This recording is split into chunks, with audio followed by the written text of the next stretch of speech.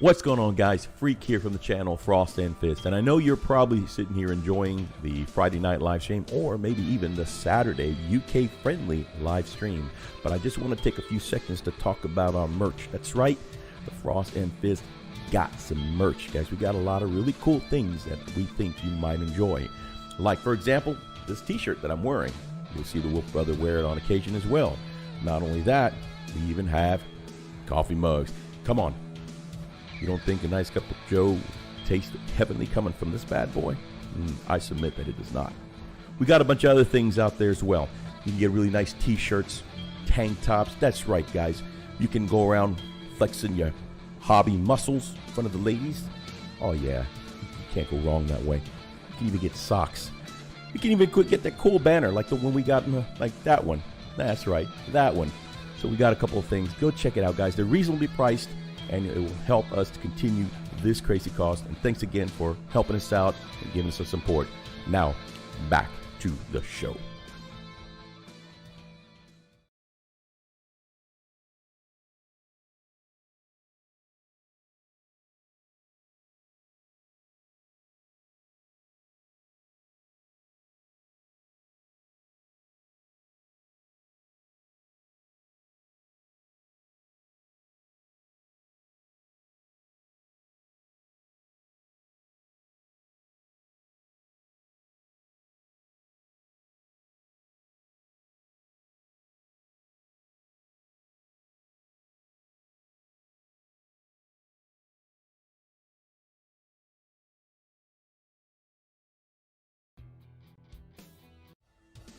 What's going on, guys? Freak here from the channel Frost and Fist, and I know you're probably sitting here enjoying the Friday night live stream or maybe even the Saturday UK friendly live stream, but I just want to take a few seconds to talk about our merch. That's right, the Frost and Fist got some merch, guys. We got a lot of really cool things that we think you might enjoy, like for example this t-shirt that I'm wearing.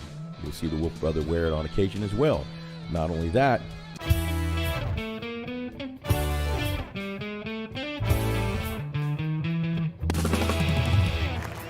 it's Friday Night Live with your host, Wolf Brother Mythos, and the Freak.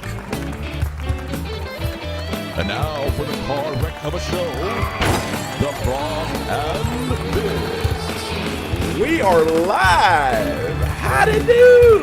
Welcome to What is up, beautiful people? It's Wolf Brother Mythos. And I am El Frico. And welcome to this bow tie Friday Night Live. Dude, you are looking sharp, my buddy. Looking sharp indeed. Thank you very much. Just got off stage a little while ago, man. I had to run in here, and you might see some bruising a little bit on the face, but you know what? It's worth it. I know. I got attacked. Hey, the fans love me, you know. I gotta say, the fans love me, and I just didn't think they would use tasers. That was just so weird. They were screaming, and I was like, oh man, they're really into this. Yeah, as soon as in my final turn on the pole, man, I got off stage, and they just bum rushed me. All right, so what Motley Crue song am I strutting out to tonight? Oh, girls, girls, girls. Wait. But why though?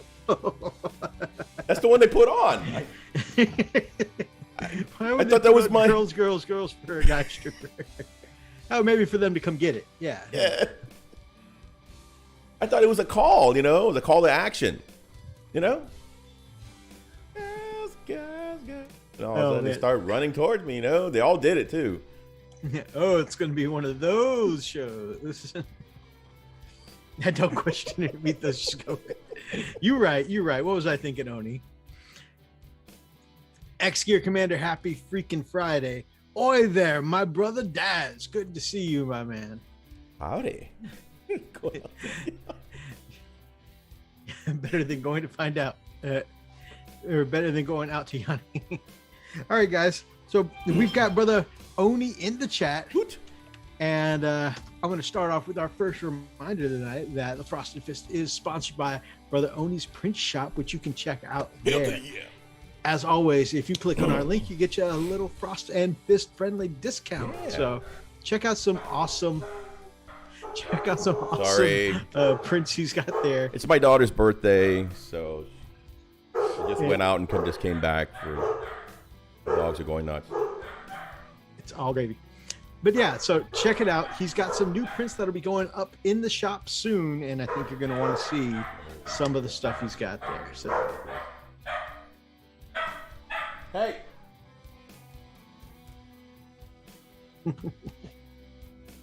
Bowtie Friday. So we got some amazing people here. We got our Phoenix. We got our X-Gear Commander. We got Brother Oni, who I will be seeing in the morning for some pho. Brother Daz, the Commodore, and some guy wearing a bow tie in the chat here. What? So, brother, what you got for a poke chop? What kind of hobby goodness you got this week?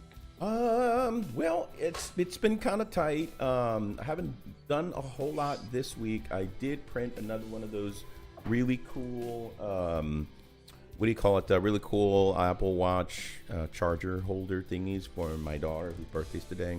Aside from that, I really haven't gotten any hobby done because it's just been crazy. We've been spending a lot of time decluttering, moving stuff, boxing crap, because we close on our house on 14th. Man, just a couple of days away. It's just around the corner, and so yeah, so it's just been nuts, man. I think Freaks fans are going wild again. Yeah, the bitches are all over Freaks. I know. That's every time, man. I just don't know what's with the. I don't know why they bark so much. Brother Heinrich Bartha, welcome, my brother. Good to see you. Aside from that, I started a new. Since we're talking about hobby, I started a new game. Just something to try out. Oni talked me into getting Vulcanoid, which was pretty. At first, I'm like, this doesn't seem to be. I had no high hopes. Actually, was quite surprised. It was really good. And it's still early access, so I'm excited about it. It's got a lot of potential. So it's cool. Very nice. Very nice. Just kind of a quick premise for anyone's interested. Oh, hell. No coffee. No. I think maybe that one hit to the face did it. It's a steampunkish kind of game, right? Where you've got your own drill ship. Yeah, you ever noticed? Be careful how you get hit in the face, because sometimes you can get like Bell's palsy. One-sided face stops working for you. Yeah. So if you guys are not familiar with it, so Vulcanoid is a steampunk kind of game. And basically, you're in a really cool, or what do you call it? It's a drill engine or drill machine, and you have to hide from an erupting volcano every 20 minutes or so, 22, 23 minutes. So it's really cool. Yes, it is cheap on Steam. It's on summer sale. And it's actually, yes, it's really, really cool. It's a lot of fun. Like I said, I didn't think I was going to enjoy it, but I really, really did. It's a great co-op game. It's a great single-player game. And, yeah, you pretty much are in this drilling machine thing, and you drill underground. And, of course, you have to avoid getting murdered by this volcano that erupts every 22 minutes. You get to upgrade your drill machine and add turrets to it and add all kinds of really cool stuff to enhance it. And the cool thing is that, yes, it is kind of survival-ish, but you don't have to worry about the food and water aspect of it. So it's just getting resources to be able to upgrade your equipment. Commodore says he doesn't want to know about Freak's drill machine. I think that's just a very polite way to say, don't talk about it, be about it, son. Yeah. Hey, look, man, you know what?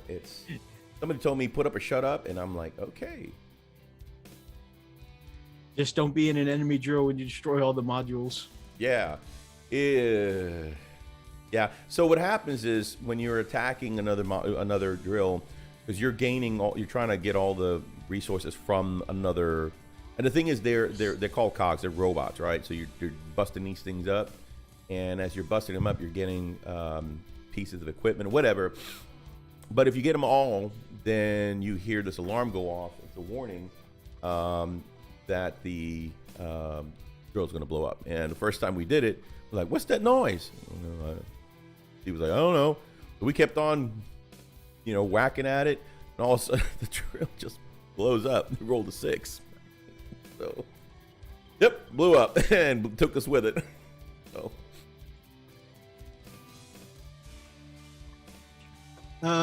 Freak's bow ties because he just got off a shift at the Chippendales and he rushed on over. Yes. Roxy, hi. Hello. Well, welcome to the show. Roxy, the Crumpin' Queen. So that sounds like a favorite pastime there. Anyways, and Freak couldn't change out of his stage outfit. Right. He had time to put on a t-shirt. Put my and shirt. pants, Yes, that's all I. But he didn't have time to take off the bow tie. Completely forgot I had it on, and like I said, I just regained consciousness enough to get my shirt on. So. Actually, yeah. I mean, we only assume that there's pants there. It could be. He came right off the stage at Chippendales, put on a shirt, and nothing down below. It could happen. And now he's talking about drilling. Ashley gets it. Yeah, bow ties. Absolutely.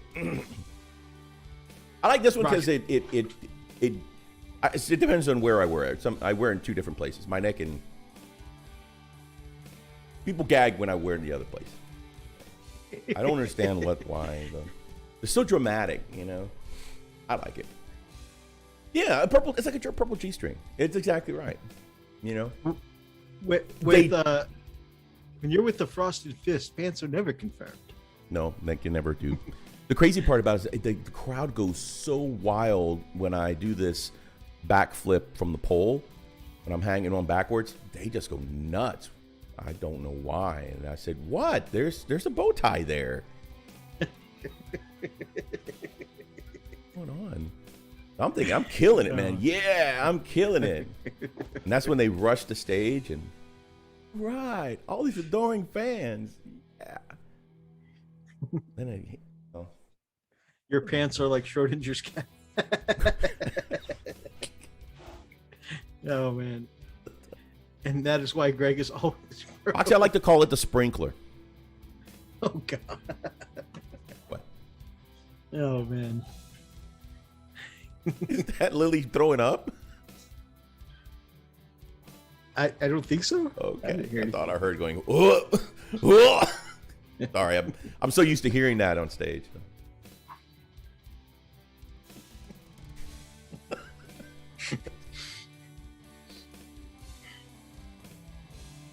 Yeah, I'm sorry. It's almost like like a flight, when it's going to be a rough flight and they start passing out these little bags.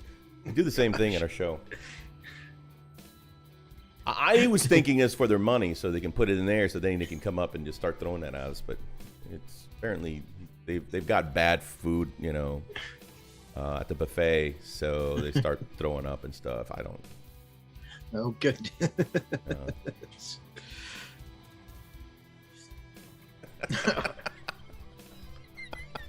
So, a couple weeks ago, we talked a little bit about X-Wing. You and I both picked up starter sets. Yeah. And Atlas and I actually have a game next week. Are y'all going to play it? We're going to play 1,500 points of Warhammer. Okay. We cut back 500 points from our games. That way we could sit down a little time at the end of the night to learn some X-Wing. Mm-hmm. He can show me what to do. Right. Nice. Very nice. So, well, let me know. Once he shows me, you can show me. I can do some game with you. Yeah. Yeah, Heinrich, that's exactly what happens. As soon as I put it on, you hear when I'm running around. I still can't figure out how that's doing it. It's not even that high pitch. It's like, just running around. Weird. You can hear dogs barking and stuff.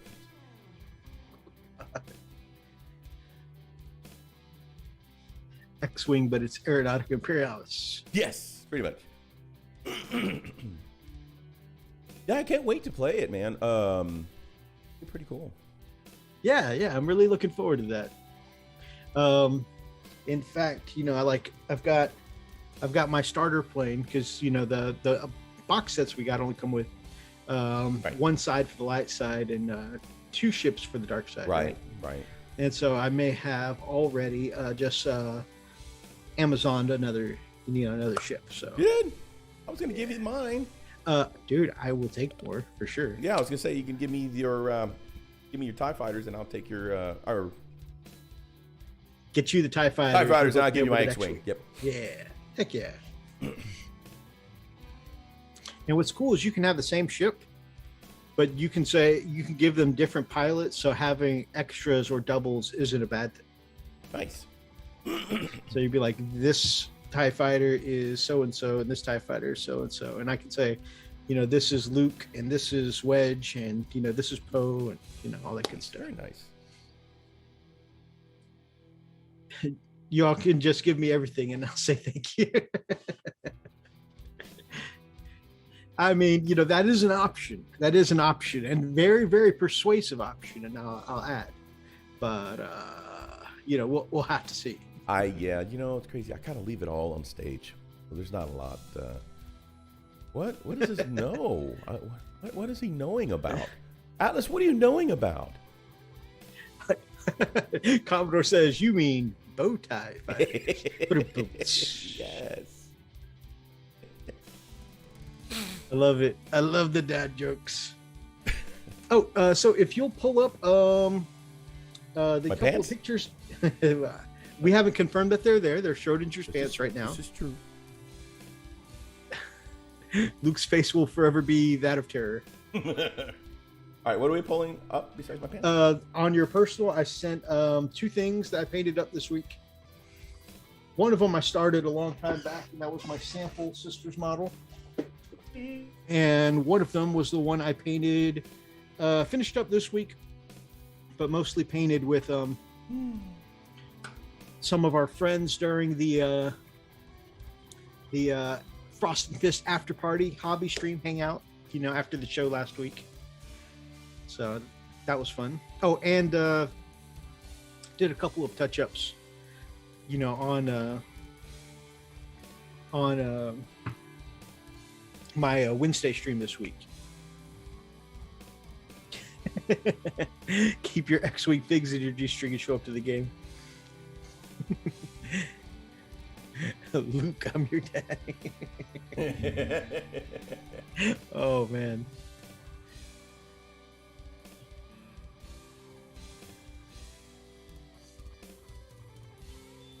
Is that a personal one? Yeah, your personal. Yeah.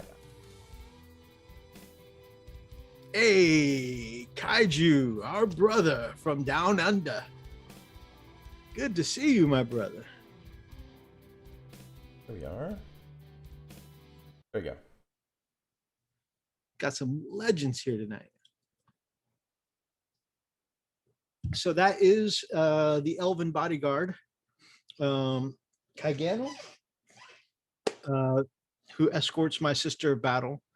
I guess I could smooth out, looking at it there all zoomed up. I guess I should smooth out some of those blends in the pantalones. But yeah, so that's the bodyguard. And he was mostly finished there. Like I said, I did a little bit more to him on stream. And I forgot, I need to go back and paint that left gauntlet of his, because I found out that the that glove there is actually supposed to be wraith bone. So I need to go back and repaint that. But yeah, I mean, he's mostly done. He's about 95% done. And that was fun. This guy really, as I was painting him in the bloody rose colors of black and red, really started giving me Dante from Devil May Cry vibes. And so I just heavily leaned into that and rocked that Devil May Cry feeling. So I'm pretty stoked with the way he came out. I use some of the Green Stuff World's color shift paints on his little portal he's stepping out of. And so it looks kind of flat there. I feel like 2D pictures never quite capture that color shift quality of those color shift paints very well. But that's got 2 tones of color shift on it with the cobalt blue and the azure blue. And so it kind of shimmers from like a light blue green to a dark purple. Cool. So I like that shimmer effect. I like your shimmer effect. All right. Hi there.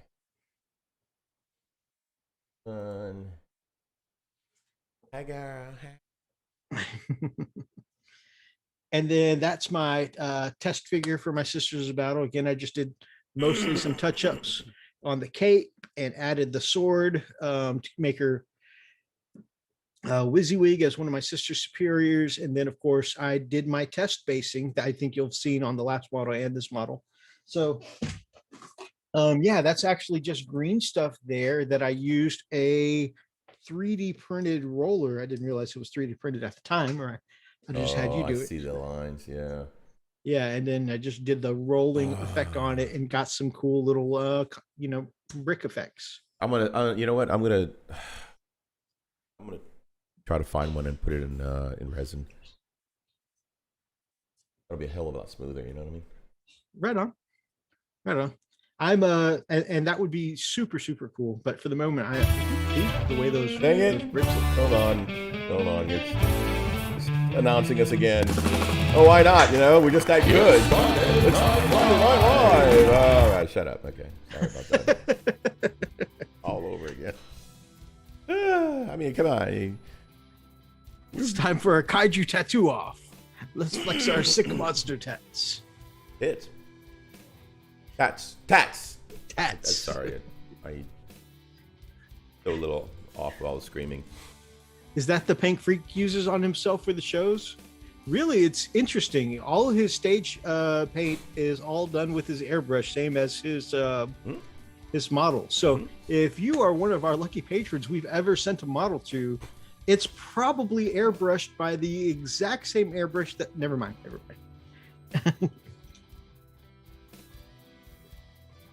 I should wash it.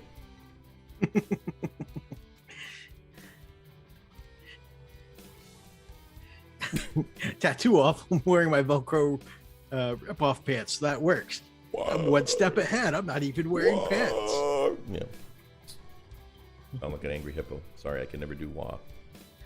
Officially Friday night Frosted show. You right? Wah. Anime nosebleed, yes. Odie, I don't want my tread anymore. Oh man.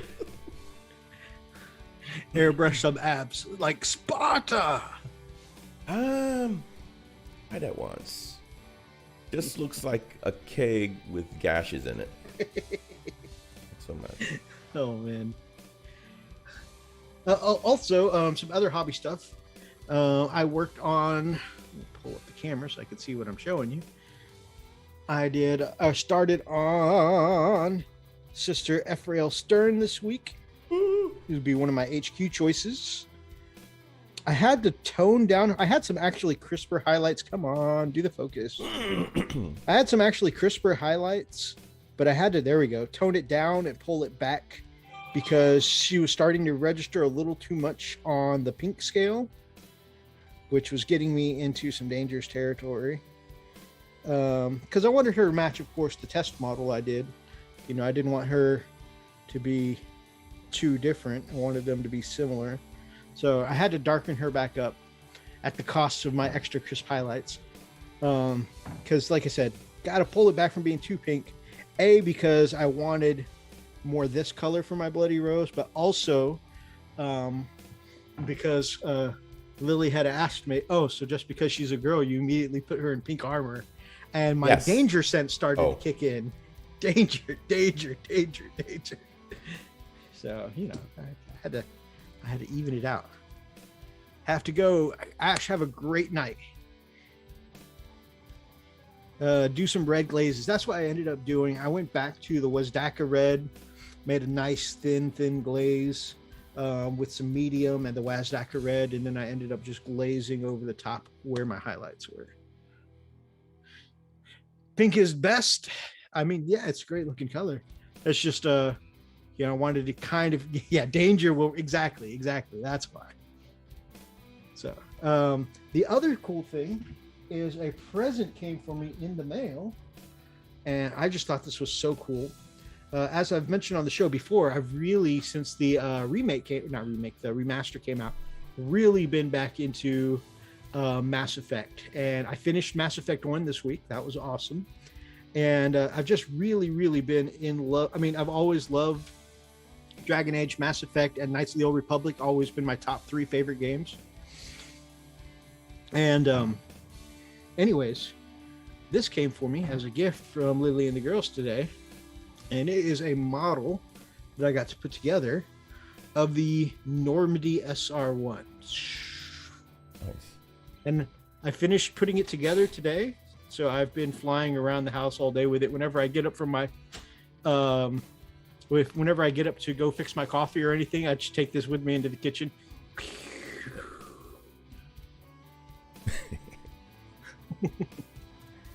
So it's been, I'm really stoked to paint this up. And I want to mount it somewhere where it can fly. I don't know if I want to put it on a flying stand, or in the video game, if you go into the captain's quarters, it's hanging. I don't know. So I don't know, because he's got a model of his own ship. Mm-hmm. Actually, I love it because while you're playing too, you can actually collect model figures in the game and put it in display in the captain's quarters. And so I always collect all the ships. And like, I've got this and a bunch of other spaceships sitting on the rack, but this is also the ship you're flying. So kind of meta, you're flying in a ship and you've got a model of that ship on your ship. It's cool. And I'm like, I'd like to think if I was the captain of Normandy, since I like putting together model figures and whatnot, like I actually would have model ships in my quarters. So anyways, that's going to be fun to paint up. Quick question. Do you want scars or no scars on your faces? Yes. A mix. Okay. All right. Yeah, sounds good. Yeah, that's fine. I don't want to say. Did you go renegade like your innermost desires tell you to? Actually, no. In all 3 of those games, Dragon Age, Mass Effect, and Knights of the Old Republic, I always have to be light side. And I have to be like not just in the light side, but typically like pillar of light kind of deal. Although I have to say in Mass Effect, in the second and third one where you've got those quick play trigger moments where you can do something renegade, I've got more of those points than I usually do because, sometimes the option to just shoot a villain in the head while they're monologuing or punch someone in the face when they're being rude to you. Sometimes those urges are very strong. Strong urges. Mythos, we talked about this. Evil will always triumph because good is dumb. I don't know about that. Brother Atlas, me as well. It's hard to be mean. Yeah, exactly. I was okay with it. I actually went dark. I went light first, and then I went dark the next, and then just. Oh, a lot of people do that. They do one, and then they dip their toes in the other. Excuse me, Space Hamster is the best thing for your ship. I mean, it's hard to argue with Space Hamster. Indeed. Chaotic good AF. That is typically my alignment in most tabletop games. In fact, my favorite thing, like if you've been role playing with a certain person for so long, you kind of start to play off of each other kind of the same way. And so Cloud and I, we've been in so many role playing games together. We got to doing this thing inadvertently at first, but then we leaned hard into it, called lethal weaponing, where we'd be like right in the middle of a boss fight or right before a boss fight, and the boss would be like giving their master speech or preparing to kill us or doing some kind of demonstration of their godly power, and Cloud and I would just be sitting there chit-chatting, like the guys from Lethal Weapon, just we know we're about to get our butts kicked, and one of us might die, but we just sit there chit-chatting, very casual. The good thing isn't for me. I've tried. I am shocked and or surprised, Roxy. I just knew you were going to be like, you know, the Halo on top level good girl.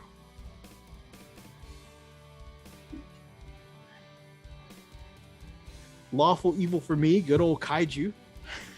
I didn't kill him. Gravity killed him. All right, one more crazy question here. What do you want for your weapons?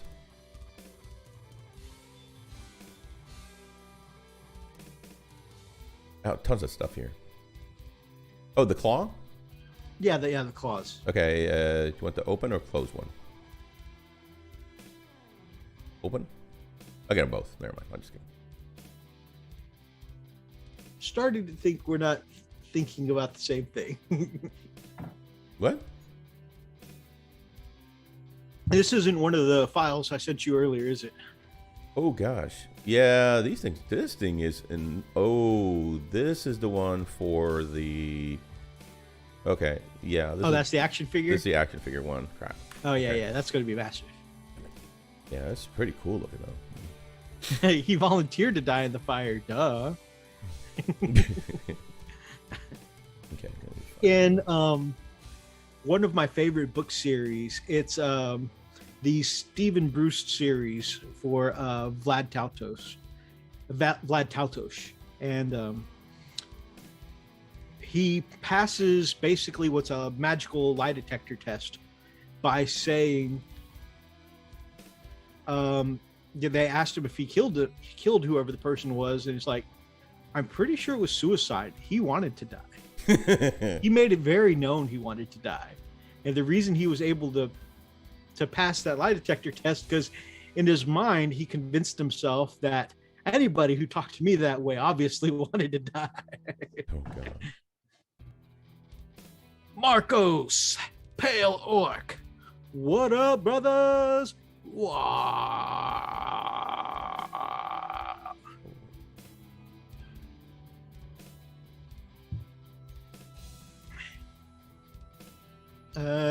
Listen, if she floats, she is a witch, but she turned me into a newt. Got better. My favorite book series is Redwall because it's so wholesome. I need to read Redwall. I feel like I started that at one time. I got better. I always love that line. Listen, Freak, are you wearing a tie? He's wearing a bow tie because bow ties are cool. Yes. But also, he just got off his shift at Chippendales. Yes. Yeah, I had a late night, and actually, I was thrown off early. I was kind of surprised that the show was over. So Right. usually, I'll hold on to the pole as long as I can, and they're kind of dragging me off. Actually, they pulled my bow tie off my shenanigans, and so I had to reach out and grab it around my neck. So they threw me out.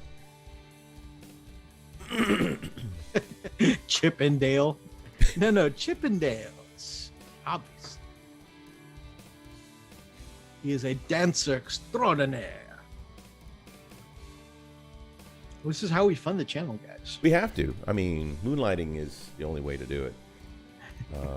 Of course, like I said, you have to get past the gagging during the dance. So I had a hard time at first, but when you hear okay, I had to stop and look. Like, there's somebody gagging on their food. Y'all need to just. No one was gagging at you, Freak. It was the special VIP room rented out by a very specific kind of clientele, and it was time for their pudding cups. Okay. Yeah, so, I know, but that's it. But I just never seen anybody gag on pudding. Just pudding and ensure. Yeah, and ensure they're like, y'all need to stop serving that stuff. Ensured that they had a good time. Yeah, indeed, absolutely. Oh my gosh. I have officially completed assembling and subassembling every sister item I own, priming everything as we speak. look now, Phoenix. You don't have to show me up. I just got to talking about how I'm finally doing Three Sisters things, and that I was making some progress.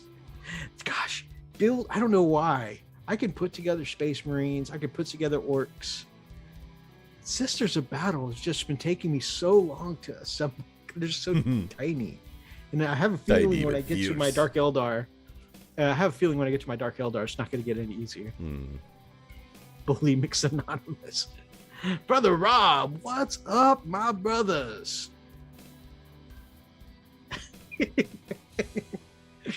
Oh, you kept saying I've never seen anyone joke on pudding before. You clearly don't know how to eat pudding, then. No, it's not that. Just once that Motley Crue song came on, girls, girls, girls.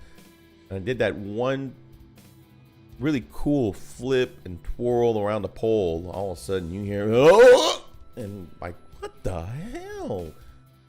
So, I mean, I really was concerned because I'm thinking they're serving some really nasty food there. Grandma, where are you taking me? Hush, Nana, it's called Frost and Fists. I don't want to get fisted. Oh, feeling best money ever spent, Grandma. Gosh, can you imagine? We're like working at Chippendales, getting our groove on, and people are just dropping off their grandmothers and grandfathers. They're not even bringing them in. They're just it's just rolling them in through the door and taking off. They're still rolling as they go. They're just they pay the bouncer at the door.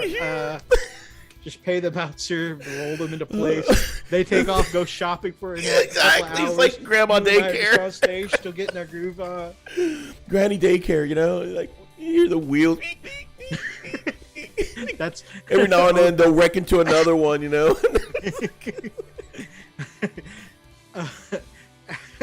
hear him, I don't want to be here. Take me back home. It'll only be for about an hour, Grandma. You'll have some fun. Here's some dollar bills. Here's some quarters. Commodore says, hell, it's cheaper than the old folks. Yeah. Hey, we provide a service, okay? Can you just and imagine, it's a captured audience. Can you just imagine squatting low and twerking on somebody who's just like in their chair or wheelchair nodding off, and you're just getting the full helicopter on? For them, it's nap time, but hey, we don't know that. Somebody comes in, pays the bouncer again, picks up their granny, leaves. The double doors open again 5 minutes later. Sorry, I grabbed the wrong grandma. Oh, God. So this is how we get banned from YouTube. I didn't know this was going to be the way it happened. Guys, before you hit that unsub button. Just wait. Come to one of our shows. Yes. But wait, there's more. There's always more. And that's when we get thrown off. So, yeah. So let's actually chat some hockey. You want to shoot over to the news a little bit? Yeah. I suppose we better. Yeah. I feel like we just dropped to 50 subs already.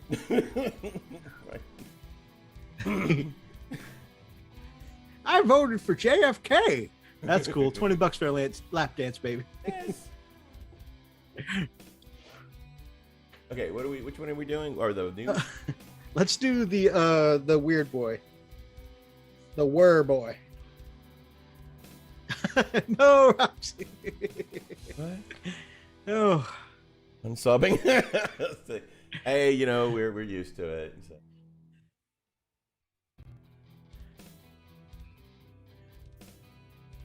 There's always more, says Heinrich. Rips off Velcro pants. Party boy. Right then, here we go.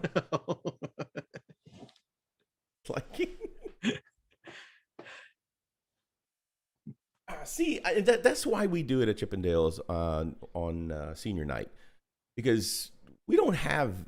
They're not going to unsub us, or they're not going to dislike us. They're not going to anything us, We get to do our thing, and they can't do anything about it. I mean, for us, it's like 1 to 5 p.m. But since they go to bed at 6 o'clock anyways, right. it's still it's still nighttime then. This is not wholesome content. In their hearts, I do believe that they had a good time. I really believe that. Oh man, when your ears melt, it's Friday with the frosted fit.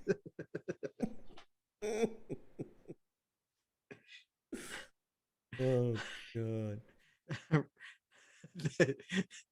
Thank you, Commodore. Commodore just said, like he just cancel out Roxy. I smell cinnamon rolls. Why do I smell cookies? That's just my cookie cologne, Grandma. It's okay. Just work with it. You nauseate me. Shh. Just let it happen. God. Oh, this is awful. I want to go home.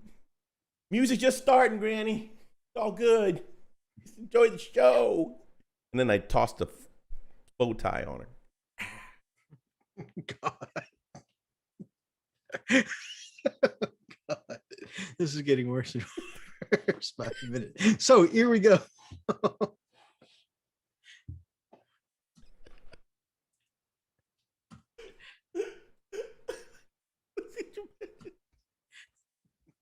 Oh God, poor old people. Oh God, it's good that we're still small time streamers right now. Oh heck yes, there's no way in hell I think we could pull this off. We were so big. I feel like if we were bigger dude. Time streamers, we'd have to do one of those apology videos following up the stream. we want. We want to take this opportunity to apologize to all our senior citizens. We did not mean to offend in any way, shape, or fashion. Oh my God, my head. Yeah, y'all just nasty. Hey man, gotta pay the bills. I'm just saying. Oh man. When you hear that, this is so bad it needs to go to Twitch with the rest of them. Well, as long as you follow us there, that's all that matters. Okay. Who broke? That was Freak, who was laughing so hard he couldn't breathe just a second ago. Just myself. I'm just trying to think of an apology, like a formal apology. Can you imagine that? Oh God, wait. Sorry, Granny, we can't go mid-song, and it's the extended cut of. we can't.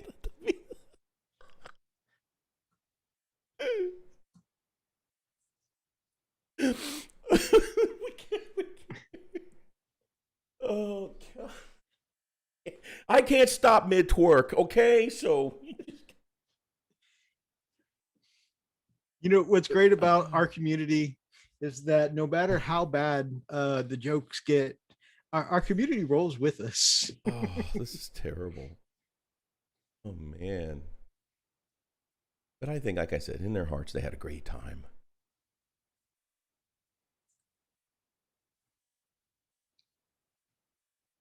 This thing? Yep, we're on the screen now. All right. So. Oh yeah. God. All right. So there's the new Psyker Freak, baby. Yeah, I was actually reading about it when it came out last week, man. Nice. Yeah, it's pretty interesting. It has the ability to cause some serious damage, dude. I like how it starts off like it could turn you into a squig. In what community? They're all gone. Yeah, right. Hey. We still like to call a community. One is a community. 8 subscribers. It's still a community. Okay. Brother Roxas. Oh. All right. Right. In the wall. Okay. So let's just look at the scope for a minute and let's talk about the scope. What you think about just the sculpt of the model? Okay. Yeah. I really liked it. I really liked it because he's beefy. He's beefy, yes. Remember I was telling you about I've been looking for, and I finally found a sculpt that I think I want to print out for you. But nice. When I saw this guy, I'm like, oh my God. Let's go, man. I got the hiccups. Hold on. Anyway, I'm thinking, dang, this guy is freaking beefy, and look at his nails and stuff. He needs a manicure. Holy crap. But overall, though, man, I mean, I really like this. And he's not your typical psyker. Agreed. You know? In fact, I got to say, like, I know I'm not the only one who feels this way, that I never liked the original Weird Boy. Yeah. But, and I know I'm not alone, because so many of us have jumped over to Age of Sigmar to get a Weird Boy. Right. And you've seen mine. Lots of other people too have done this. And this one would actually be a psyker I think worth putting in my army. The Beast Snaggers one, or the Wurr Boy. Right. So I think it's a very, very, for me, my personal taste and style. Yeah, it's a refreshing sculpt. I can tell you that. That's probably the best way to describe it. It's refreshing. Yeah. So this is a community of 12 now. At least 6 are the grannies. Hey, you know, we do have actual fans. Okay, just stop it. But those are the really dirty ones too. Like, come here. Well, you're getting a little carried away, Grandma. There's a no touch rule. She looks at me. Just let it happen. Oh, wait, that's my line. What the hell? I love the skull on the belt there. I love the robotic leg. You know, this has some very cool details to it, as well as just being an overall better. Yeah, the thing is, it doesn't give off the really, you know, haunting vibe. It just looks like I don't know. It looks like a regular dude, beefy as hell, but he's got abilities. You know what I mean? Heck yeah. Can we be the fannies? The frosted fist fannies. I'll pay for this dance, son. What's really neat though is, dude. Okay, yeah, like you said, the bionic leg foot, really, really super cool. You know, oh man, he just looks like he's got so much pent up anger and yeah, and you know, something we've talked about before is the models that, you know, I mean, you can actually express either movement or emotion or story, right? Yeah. And this sculpt is perfect for that. All right, let's take a look down at some of the description and the abilities. Right. Around. Right.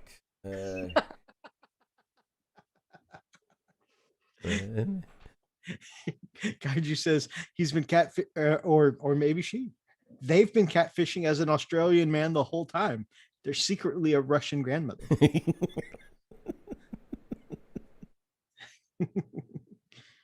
Oh God.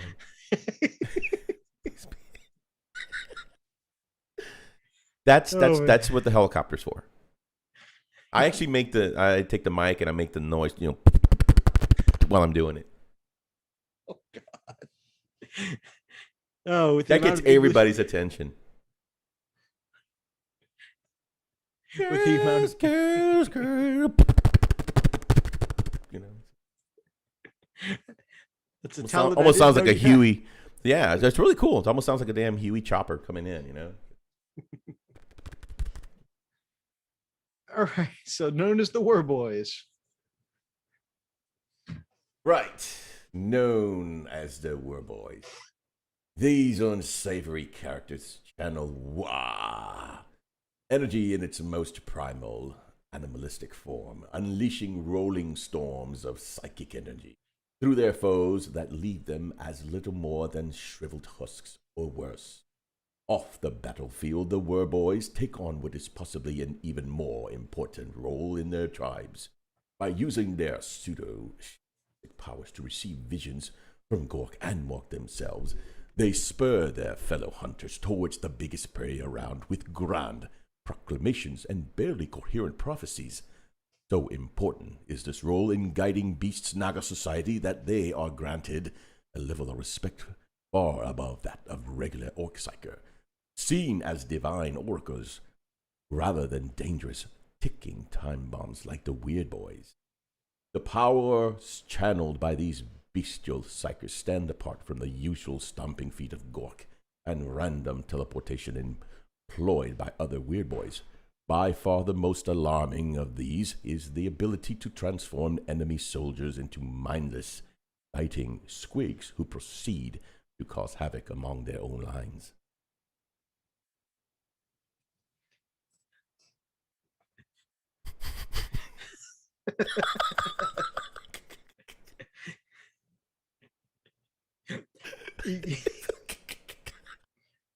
Immediately, as soon as the train left the station. Yeah, that's when you hear I don't. Which turned out to be the next song we were shipping to.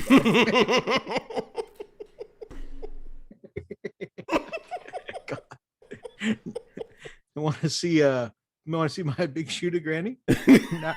Now that's a death copter. What's a death roll? I get a little upset though, man. I really do, because sometimes, I'm like, all right, it's helicopter time, and a couple of them are like, we're waiting. Like, what? I'm doing it. Where? We're waiting. We pay good money to see this. Yeah, so I can't. Hey, you know what? If I'm having fun, it's okay. That's why I don't even make the sound. I'm Asian. Well, I try to distract them from,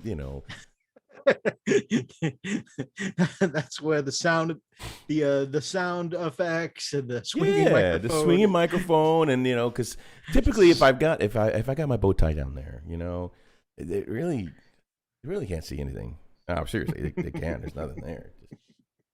Just they start gagging when I just turn around and bend over. That's when the things go bad and keep facing front all the time. Anyway, right. The squiggly curse, yeah? Squiggly curse.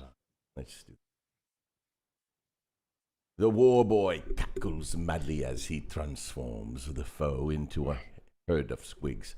The now terrified and confused beast rampaging through their former comrades before bounding away. I gotta say, this is a pretty cool freaking spell thingy, psycho, whatever it goes off. Yes. Dude, this is pretty funny. Imagine getting freaking turned into a dang squig. That's hilarious, dude. So here's how it works. Witchfire. Squiggly Curse has a warp charge value of 7. If manifested, you select one enemy unit within 12 inches of the psyker and roll 1d6 for each model in that unit, to a maximum of 6 dice. Ooh.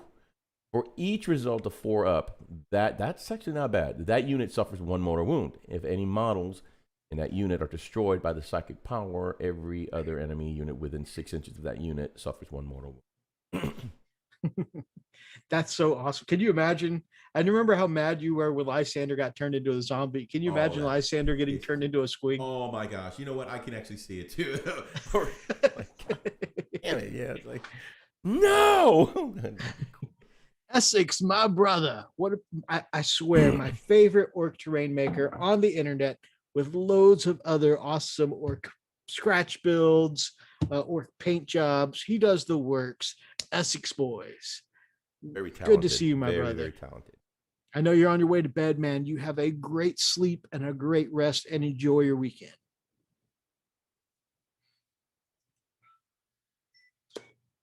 Dude, I think that's going to be so cool. I know it's just flavorful because they're going to do mortal wounds. They're going to kill the models and pull them off the board. Yeah, but it's very novel.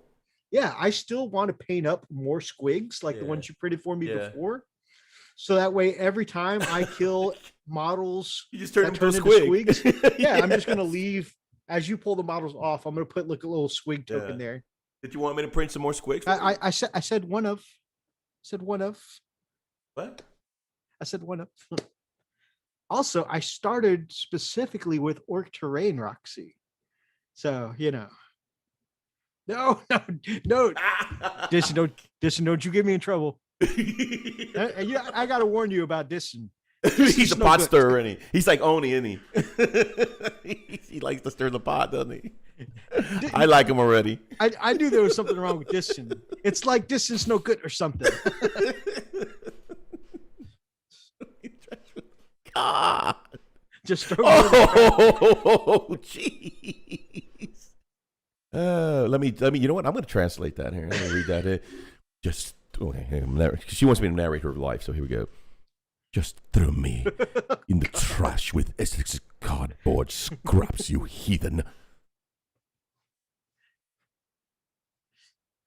And I thought you meant so much. And Oni, what about heat blooms? God damn, see, you, Oni, shut the hell up. He couldn't let me be the only one betrayed here. There's nothing wrong with the heat blooms. Gosh.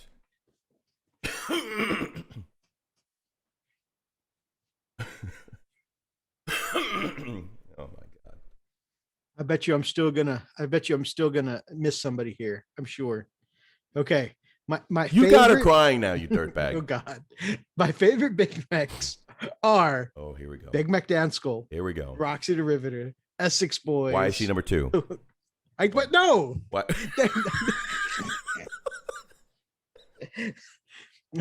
That was not in order. Okay, well, I mean, technically, he's not on, so she should be number 1. So then it would be, I mean, you understand? That's just kind of how it works. So, I hope my tears make Essex Boys cardboard soggy. You know what? This can only result in seppuku. This is seppuku, buddy. Yeah, you have to cut your guts out. I'm sorry. This is just the way it works. I must hand Lily take my shovel.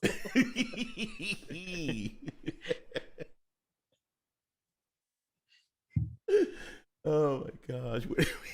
Yes, way to go, Mythos. Look what you have done. Oh my gosh. That's why we have no nice things. I am completely at a loss for words. Dude, she stopped typing. I think she might have plug pulled. Baby, come back and blame it all on Mythos. Oh gosh. Right. While Miss Roxy gains her composure after that terrible assault, we're going to continue. And Roxy, I see why you throw yourself under the bus during raid. You're just trained by this chat. He's not wrong. The funny thing is that you always find the bus. You don't even get hit by it. You look for the thing. Is it coming? What time's the bus? Is it late? Okay. Oh, that's on time? Great. Here it comes.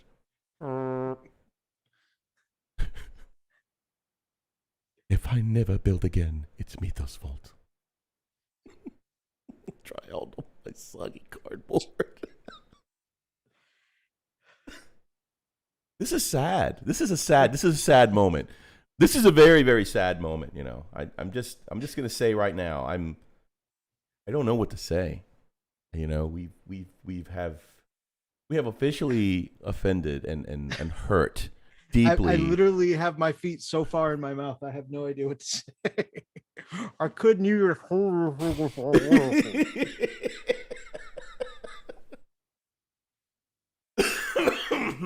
God. Oh my goodness. All right. So. Jeez, Mythos, you've robbed the world of Roxy. The world. I agree, Kaiju. When I came in here, I was thinking of the song. You got a friend in me, right? Not anymore. That's just been completely wiped off. It's gone now. So I don't know what to say. So I apologize on behalf of the Frost and Fist. Sorta. Right, Mythos?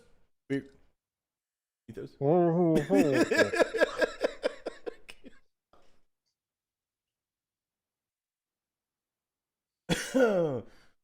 Oh my goodness. What size shoe you wear?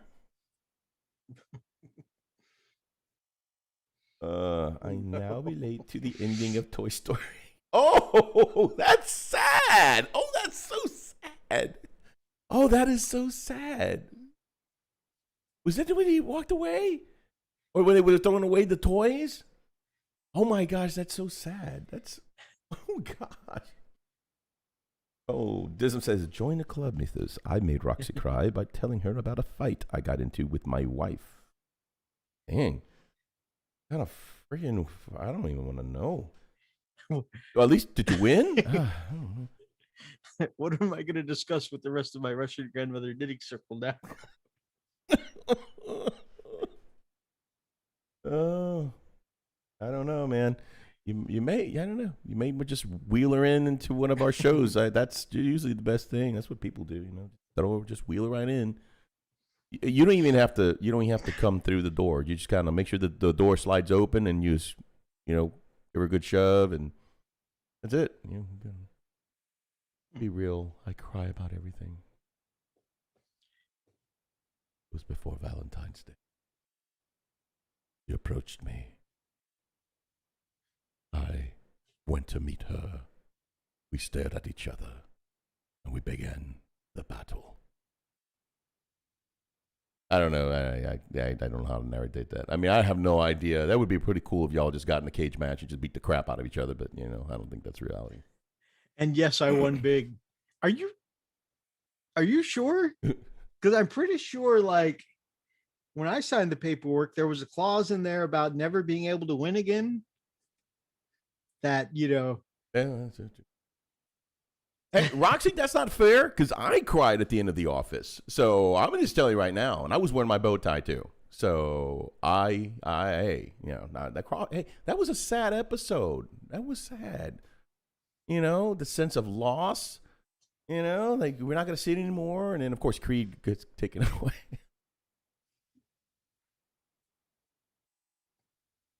That was so. I think when I saw the picture of, you know, that Pam drew and put it up against the you know, that was hanging on the wall, and she finally took it, I was like, that was it. That was kind of like, you know, this is it. This is, you will never ever office again. Like, so sad.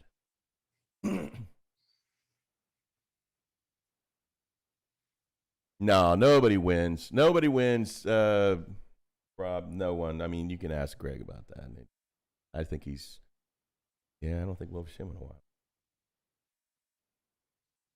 Getting a family. Yeah.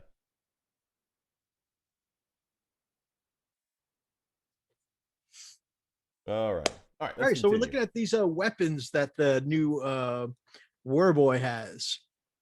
The eyes work. So those cool glowing goggles that he's wearing, it's not just a fashion statement. Oh, is that they are a weapon. No yeah. Way. Okay. So you notice he's got that black and yellow cable plugged directly into his head. Yes. Oh, is which that what that I is? don't know if I'll be doing hazard stripes up and down. You know you will be doing hazard stripes. You will are Mr. Oh, come on. It's either that or checkerboard, and I know you'll do one of the other. It might just get a coat of yellow and some streaking grime.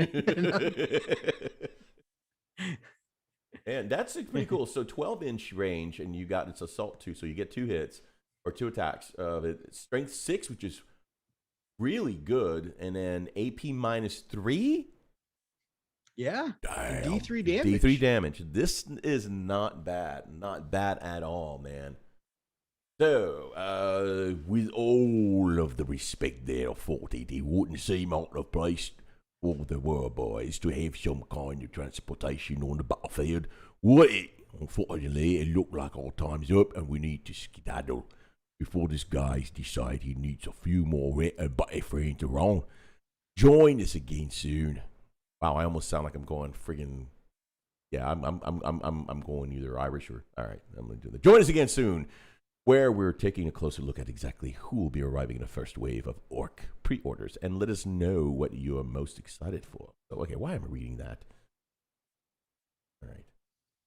Dude, So yeah, the new Psyker looks boss. I really do like that, dude. I'm serious. Okay, honestly, I have not had any kind of motivation to buy anything lately from GW, but I'll be honest with you. Since I am starting a small collection of orcs, you know, I do like. I definitely would invest in one. That's cool. That's Yeah, cool. I do like this. Yeah, that's Miniatures Paintbrush says Hazard Stripes, paint bravely, brother. yeah. I just don't know on such a tiny model how to keep the line straight. Yeah, that's not a. I think it's that hard. Oh, I think you'll be all right. Especially on a round surface. Oh, it's How do you do straight lines on a round surface? Just think of a candy cane, man. Just candy cane. I don't know how to paint a candy cane either, man.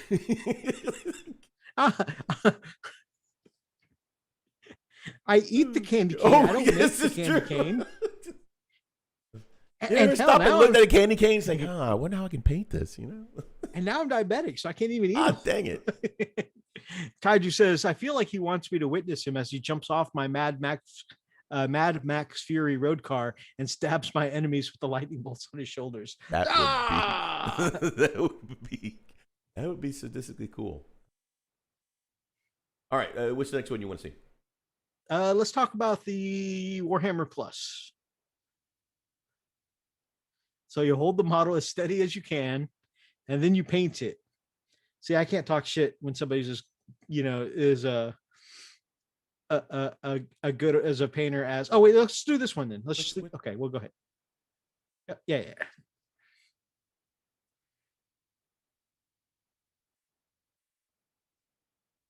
All right. Warhammer Plus, sorry. So Oni responded with the sarcastic, hold it steady and then paint it. So part of me wants to be like, all right, let's see you do some hazard stripes on a round surface. And then he'll do it. And then he'll do it like the first try. And then I'll be like, oh, I'm going to go sit in the corner and feel bad about myself. All right.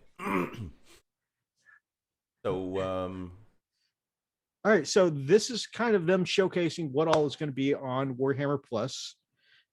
So if you go back up to the little diagram they had up top, all the stuff you're going to get is, of course, their animations, their event extras, which then again, we do have the Citadel kind of close by, 4 hours away. So possibly those tickets could come in handy for something. The Vault, where they plan on having a lot of their things like, special battle reports. And, they do the free tutorials on YouTube, right? Right. But those are mostly like beginners and basics tips. They're supposed to be for like entry level people getting into the hobby. In the Vault, they plan on doing like the more advanced painting tips and stuff like that, like OSL and, different kinds of highlighting and stuff like that. Grimdark looks, all kinds of other stuff. You'll get their app for free. So like this service is $5.99 US. The app itself is already like what, $4.99, $3.99 or something like that. So really, which not you and I use Battlescribe, but I'm saying if somebody is already paying for the app, this is almost the whole extra service for free. Exclusive shows on Warhammer TV, like I said, their animations and a couple of exclusive figures. Let's take a look at those. Okay.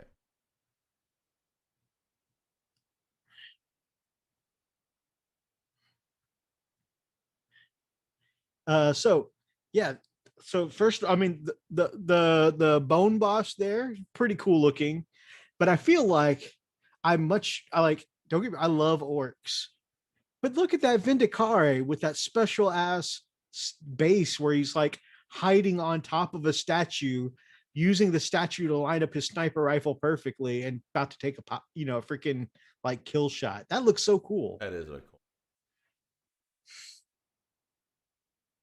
It's so much bigger than like the model for a regular Vindicare though. So like, I wonder if that's going to be one of those things like, we don't suggest this for tournament play or whatever. But I mean, dude, I think that is so much cooler looking than just the regular, like leaning up against a pillar Vindicare. And again, the Bone Boss is cool. You know, I love some orcs, but one is a guy standing on a rock and saying charge. And one guy is, again, we always talk about things, you know, whether it's the sculpt or the paint job or whatever, that tell a story. And that Vindicare up in that statue getting ready to take that kill shot, that tells a story.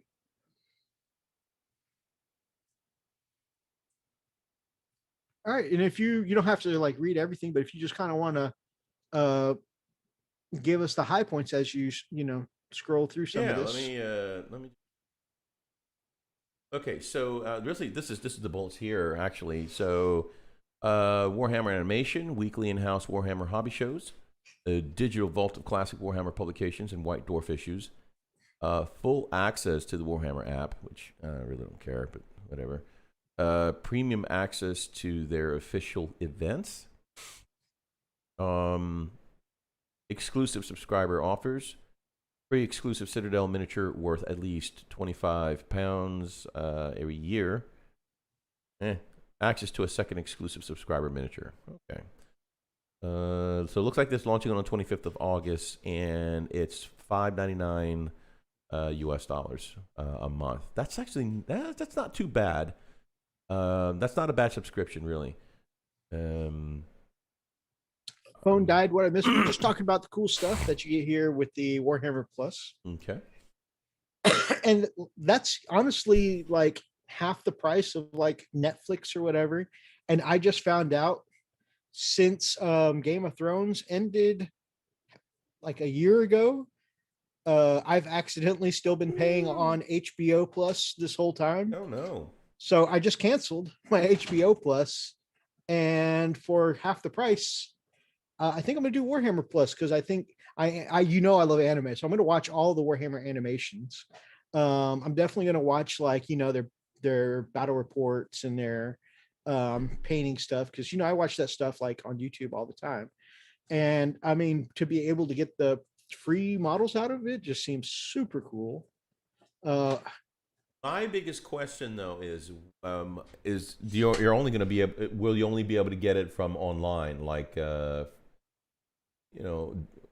a website? Because I don't know if any provider that will be pushing this. You've got different providers, like you said, HBO and all that, Comcast. These are all pushed by specific providers. It's like Disney Plus just finally came to Comcast as well. So who's going to be pushing this? Oh, I'm sure it's going to be its own app, like Yeah. Funimation, the Funimation streaming app, Yeah. Hulu, all that good stuff. It's probably going to be its own app to do whatever it is you want to do. Oh, that's a good point. I didn't think about that. Getting access to some of the Black Library stuff and all the White Dwarfs, so Yeah. some of those, getting some of that extra magazine content is going to be nice. Right. Lore and stuff. That's pretty cool. Battle Report brings beautiful armies to the table and cutting edge matched play and narrative play battles. So looks like they'll actually have battle reports in there. Yep, I love watching battle reports. By the way, found some big news. I think it was this week. It might have been last week. You have told you before, one of my favorite battle report channels, aside from our brothers over at Twisted Dice, is Warzone Warlock 40K. Uh-huh. They're the ones that do the really high quality ones where they add in all kinds of like special effects for bolters and explosions and las cannons and stuff like that. Super, super quality battle reports, right? But recently, one of the two main guys on there left the show, not Morlock himself, but his buddy Patrick that did the show with him. And, it was a big mystery. Where did Patrick go? Mother Trucker got picked up by the Warhammer community team, and he's the one presenting their new videos for how to play Age of Sigmar 3.0, and he's doing some of those weekly roundup videos from Warhammer team. Wow. So that's so cool. Yeah, it is. They found some talent, man. Jeez. Yeah, one of us hanging out in the IDICBeer, community group, got picked up by G-Dubs. How cool is that? That is pretty new. That's really cool. Not that I think that I compare us to anywhere near the quality of Wars. No. But it's in our community, you know. It's like exactly. pretty cool. Yeah. It's the dream, man. So I think that's super cool. Yep.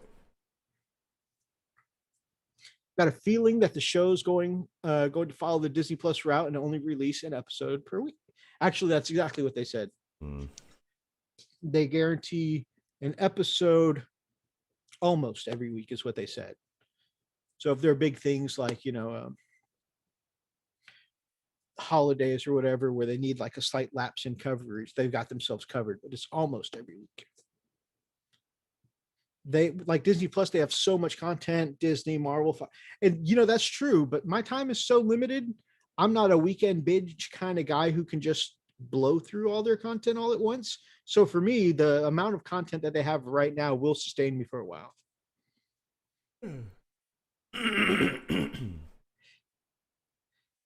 The problem with the 1 year sub mini, it's not worldwide delivery, so the annual price, add the mini cost on top. Oof. Oh man. Yeah, boy, I definitely feel for our brothers in remote areas.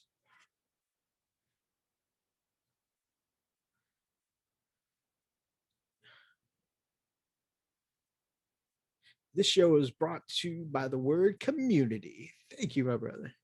As well we do. Yeah.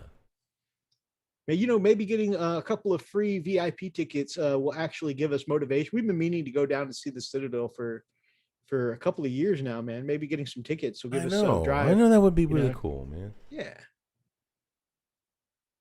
Like it is it comparable to the content YouTube provides for the hobby? You know, and it probably is. And if you look at the Warhammer TV YouTube, they say it'll be like the painting tutorials will be similar, but it'll be the more advanced stuff, you know. So it's going to be, I would definitely say comparable. And of course, like I know that they're going to do high quality, say, battle reports and whatnot, but I would definitely say that, you know, who knows if it's going to be as quality as some of the giants out there who already do like super high quality battle reports, like your Warzone Warlock or your Twisted Dice, or even you know, those guys over at Mini Wargaming, you know. You know, this is actually really interesting because if you think about it, there are some content creators that out there for Warhammer, and some of their Patreon or special special pages and stuff that you can get special access. This is about what they charge, anywhere from $2 to $5 to $6. So you really think, honestly, this is the really good value considering that they offer a lot more for this kind of service. This is going to be really competing with those guys that are doing this. You know, like the what is it, mini wargaming and things like that. Those are big. And you're going to get your, a little bit of a plastic crack goodness on top of it. Exactly. Exactly. Man, I can already see. I'm going to be like, oh, freak, you got to see this new episode. They brought out Imperial Fist or something like that, you know. Or, freak, you got to watch this episode. Some chaos guy got wrecked in the face. Yeah, I think it's going to be interesting, man. Yeah, I think it's going to be neat. I definitely think it's going to be. At the very least, I'm going to try it out, you know, and if I like it, I'll keep up with it. And if I don't like it, you know, then, you know, I can always stop. I can stop at any time. You guys can't say I can't stop because I can stop. I don't have a problem. You have a problem. It's all about who you want to give your money to, the community or the brand. Yeah, and, you know, I definitely, I am already someone who does give plenty of support to people in the community. Really? You know, I'm in a lot of people's community, so I do definitely give my support financially as well as, you know, through actions of support to small content creator. So since I do that for some small content creators, I also feel comfortable doing this for the brand. And of course, you know, like I said, I feel like I'm getting value out of it. Absolutely. So I feel like it doesn't have to be the community or the brand. I feel like it can be the community and the brand. It I is the feel cake and eating it as well. So. exactly. I feel like Grumpy put it great when he was doing his hobby update, because he was like, you know, tons of it's what, $5.99 a month. A lot of people are going to spend more than that on paint a month, Yeah. and so either way, you're giving your money to GW. It's just, hey, if I skip one model this month, I can also get their animations and their magazines and yada yada. Yeah. I don't know why they would do that. That would be shooting themselves in the foot, because content creators are still, they're the ones that are selling GW. You understand? So if they do by chance, go after content creators because they're doing battle reports, Warhammer battle reports and stuff like that, that would be the end. I think the community would definitely turn on GW very quickly. That's just that's my thought. It's just you don't bite the hand that feeds you, and then right now it's the community, it's the consumer, and it's people that are just now getting into Warhammer. They want to learn about the game, how to play, and tactics and stuff like that. So what do they think they're going to look? They're going to watch. They're going to watch these content creators, right? They're going to watch these guys that are actually doing bat reps, and as they're think about it. I mean, if GW says, "Hey, you can't do this," cease and desist. Ooh, I promise you, that'd be such a huge backlash. They will lose. I guarantee you, they will lose a lot of people. They will lose a lot of and that's one of those things. Like it would be easy to get really worked up and dwell on that and get upset by it. But I feel like there's no point in getting ourselves upset about something that may never happen. That's a bridge we can cross in the future. For now, I'm just going to be excited about what they're offering and what's being. Yeah. And again, I get it. It's just like. It really, really just depends. Oh, jeez. Yeah, no. It would not make good business sense to go after the community. So, hey, Freak, what's Commodore's message say there? It says meeks, clap them cheeks. There you go. So, Oni, yes, road trip. That would be cool for us all to go out and see the Citadel. I think we need to do that. Honestly, we need to do that. Yeah. We need to plan it. Let's plan it out. I just need to take. You know what? Let me finish off the move. Yeah. We'll revisit it. Yeah. Maybe something in August or September. Yeah. Right now with work and whatnot, my summer is crazy. Yeah. Yeah. We can definitely do it on a weekend, man. Go early. On a Saturday. Get out there. Spend the day. Man, that would be fun. That would be fun. Can we stop by and see Brother Richard? Yep. Yeah, man. All right. Let's check out one of the other articles. Okay. What do you want to do? Which one? Do Malagurst. It's the first one in your tab. Malaghurst. So does this name ring a bell right off the bat? Malagurst the Twisted? It sounds familiar. Who this? Okay, let's take a look at the model and then I'll explain who he is. Okay. Oh yeah. Wait. So this is the guy who was called the Twisted in the first 3 Horus Rising books. The first 3 Horus books. Yes.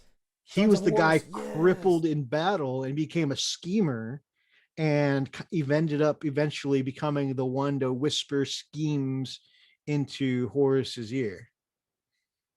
I remember. Yep. My gosh, dude. Yeah, he was the troublemaker. He was the one who actually was. Oh, wow, man.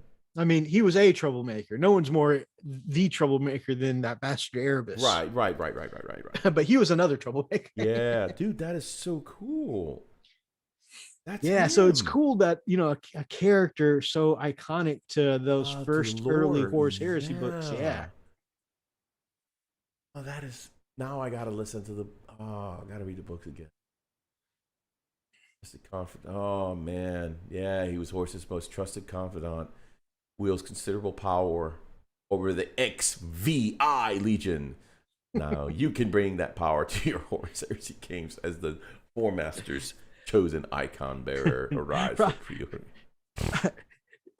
Roxy, no, we loved you. Oh, Oh man. Erebus is an asshole.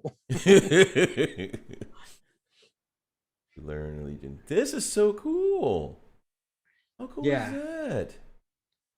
Oh, that's a gorgeous freaking model, dude.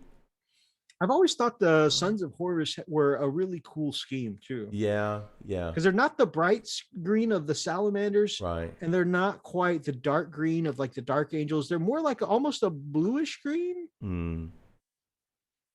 Like there's definitely some kind of tint there, It's a very interesting game. Yeah, it's almost like a mix of green and aqua, just very. I like it though. I mean, man, that's so cool, dude. Jade. Jade, yeah, there you go. Jade's a good word for it. Yeah, that is good. Pretty freaking cool, man. Teal, another good word for it. Yeah, Like a very dark teal. I like it. Yeah, it looks great, man. Oh man, that's so cool. Very neat. And of course, it's a Forge World, so be ready for bent up stuff. All right, moving along. Okay, what next? What do you want to watch, or what do you want to see? The next thing I want to see is the Legend. No. I think it's 4 in. That one. Here we go. Okay. Ooh, that's a squig there. I don't know why it looks like a freaking shark. That's what they were going for. Really? Because this is called the Great White Squig. Oh, jeez. Okay. Which to me, I don't get me wrong, I love the new squig models, even if they got kind of a piggish face.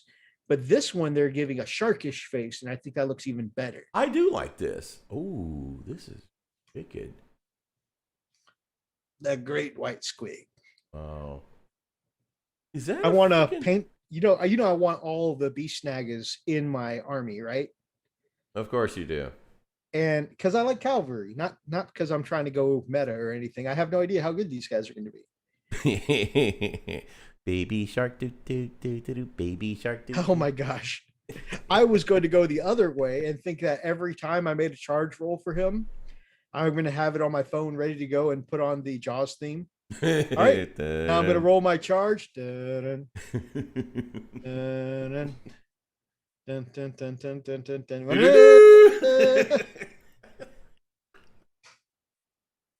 Yeah. Pine, hunter, fern, sea foam green. Now we're just getting shades of green. Oh my goodness. I was sitting here trying to move the mouse cursor, not realizing that was your mouse cursor. God. I'll record you a guitar sample. I didn't know you played the guitar too. Roxy. Oh, sweet. We're going to need a bigger boat. So it's... Oh, could you read Roxy's comment for me? Let me see here. You got to read it in order. Oh, so it's proper Eevee. No, it's proper Eevee. There you go. I was about to say Eevee. No, Eevee. Eevee's I love Eevees. I know they're great. No, it's proper Eevee. So yeah, Eevee, I can't pick it up. That's awesome, Roxy. Very nice. Yeah, I've been off and on. I mean, my thing is keys. I just add guitar to everything.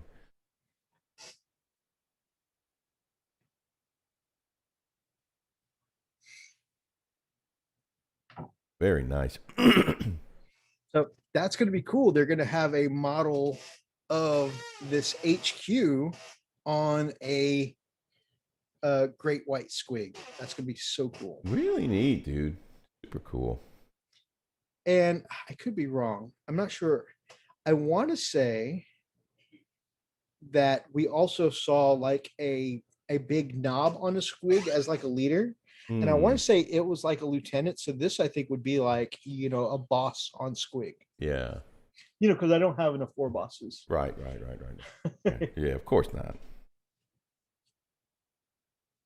Between Garona, Rex, Gaz, my Weird Boy, my Makari, my boss on bike. Um, yeah, I don't have enough bosses. Apparently, I need more. Oh, and my mech bosses. I need more. Very cool. All right, what's the next one? Hey, she says if we need any metal tunes, she's been in lots of bands. Dude, you've got some serious skills. She's got some skills. I think that would be a cool collaboration. Yeah, y'all be making pretty some music badass. together. Yeah, it'd be pretty badass, man. All right, so what's left? I think it's the Meta Watch. Meta. Okay. You get the series, learn all hot topics and tricks of the trade for competitive gaming on the battlefields of the 41st millennium. Using terrain effectively can give you a significant advantage in battles, so whatever you're jumping into, a pickup game or tournament match, it's essential to consider the distribution and layout of your terrain pieces. With the US Open events coming up, our resident events guru Mike Branch shares his approach to building balanced, did I say blanded? Balanced battlefields for grand tournament play. This is going to help you build bland tables. Blanded. What? Enjoy the blanded tables. Let's see. Aesthetics. Okay, so you can really just jump down to the example pictures. Yeah, that's what I'm kind so this is really more for us, but I thought they might want to see it. Some of the viewers might want to see it too. Yeah. So these are some of the suggested. See, you're doing it too. Table layouts for their games. And so you and I typically tend to have like one big ruins on each side with some line of sight blocking stuff in the middle. Sure. Here, you can see they've got like 4 inner corners of ruins, and then some lanes of traffic that things like tanks and whatnot could go down. That's pretty cool. Right. Roxy, honestly, that is where I have not been. I think I would love to have it. See, most of the music that I write, you'll hear it here on the channel. Everything that you hear, every music except for the outro song, is the only thing that I have not written. But everything else here on the show, from the intro to everything, including the music in the background, is all done by me. But the one thing that I've not been able to master is just a good, nice, grungy, thrash metal sound. I'd love to get something like that. I'd love to hear something like that, if you don't mind. That would be amazing. Now you piqued my interest, because I really would love to have something like that, especially when we do some showcasing. That would be freaking badass. Dude, I'm stoked for it.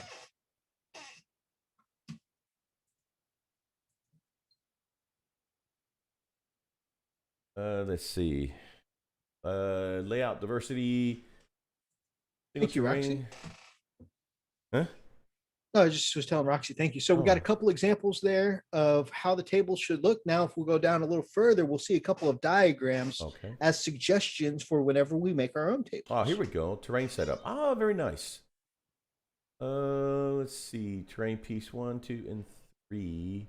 So that's that 4 corners kind of. Yeah, it's funny because we pretty much build it exactly like this. Yeah, so so usually we only have like 2 or 3 big ruins. Right. So maybe we could get a 4th. I do have some terrain that'll be coming to me later this year. Yeah.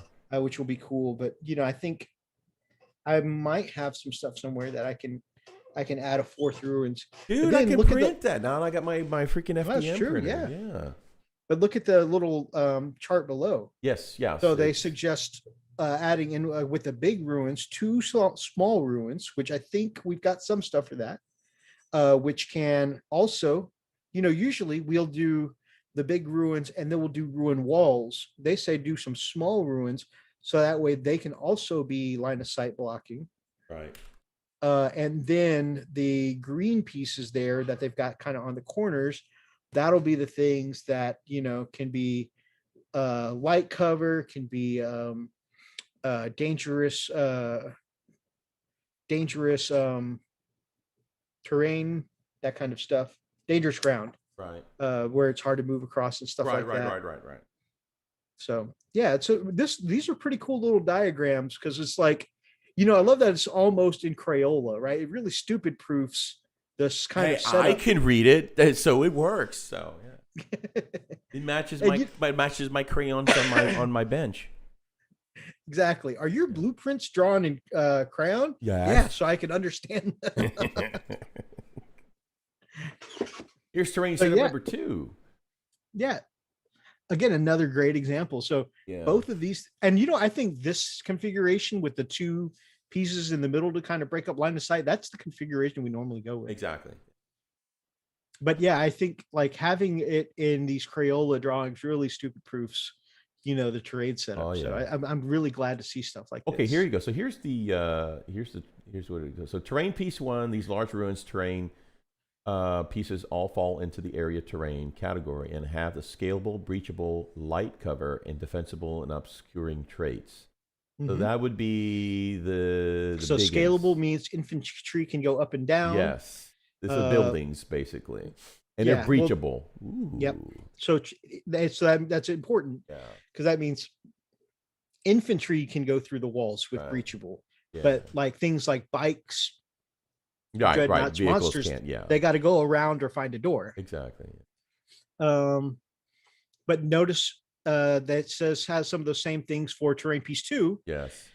Smaller ruins, mid-size, and they have the same traits there. Yes. But they also still have obscuring. So, we've just been doing the ones that give the wall with the -1, but this one's got the scalable, breachable, light cover, and obscuring. So it's got like kind of the same stats as the bigger ruins, but we could do that with smaller. And that's something we could do with some of the other ones. And then terrain piece 3 doesn't have that obscuring trait, but it does have the scalable, breachable, defensible, and difficult ground. Right. The difficult ground, right, where you have to actually what was it? You -2 inches to move or charge. Yeah. Fence cover, breachable, Oh, pretty cool. Yeah. Following guidance with Grand Tournament mission packs. See, and the cool thing is you don't need to play in a tournament to actually use this. It's actually pretty cool. Yeah. I think I'm definitely going to print out these diagrams here to help me when building, in the future. Right. And of course, if we ever want to do more flavorful builds, like a castle kind of scenario where we need to, have one person, charging to the castle, we can always do narrative stuff. Yeah, it'd be fun to actually see my Imperial Fist do some breaching, man. That's what they made of, Imperial breaching, baby. So pretty cool. or defending. Or defending. Yeah. Hold the wall. Hold the wall. Hold the wall. What wall? Dumbass. All right. Yeah, cool stuff. Pretty neat, man. Pretty freaking cool. All right, brother. You want to look at some art now? Yeah. Let's look at some art. You want to catch up on the chat, I think. We're caught up. Yeah. All right. Good job. All right. Let's see then. Let's see, Jay. Let's see some art of the week. Out of curiosity, how many people here have read the first 3 Horus Heresy books and are familiar with Malagurst? Very good books. I highly recommend them. Oh, they're amazing. Oh my gosh. I gotta do it again, dude. Fists hold, Iron Warriors take. Yeah. That would be really iconic. Yeah. Oh my goodness, are they? Oh my god. Okay, I think it is here. All right, I got it. Got it. Roxy and Odie got it.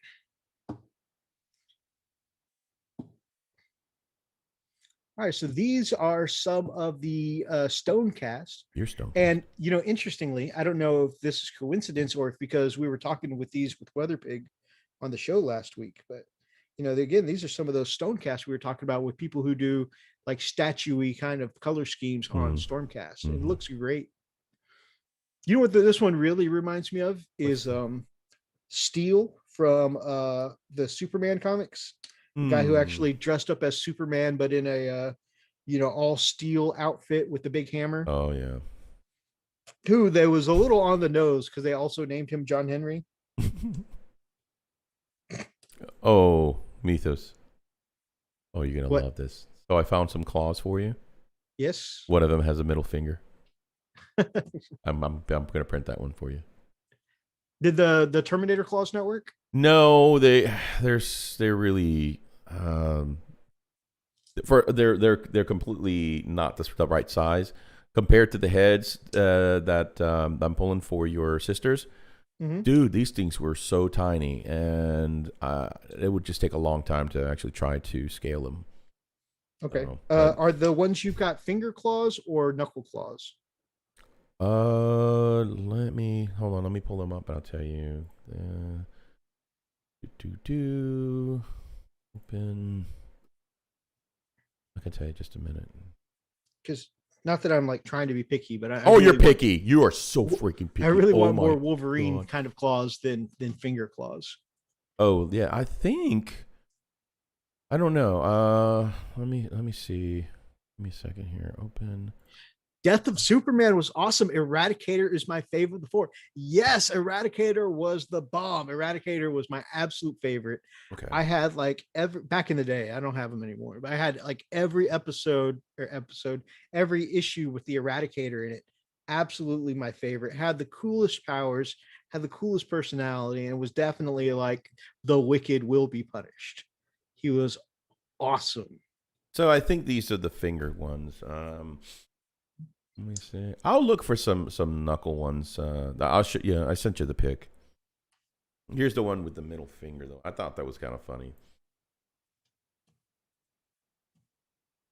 Oh yeah. But there's so many. But there's so many different. Yeah, there's so many variances, though. That's what I like about it. It's not just one particular type. Nice. So I'll print them out, and if you don't like them, you just throw them away, and just like you did Roxy's heart. And, no! It's okay. I'm all right with that. So it's man, I thought we were friends.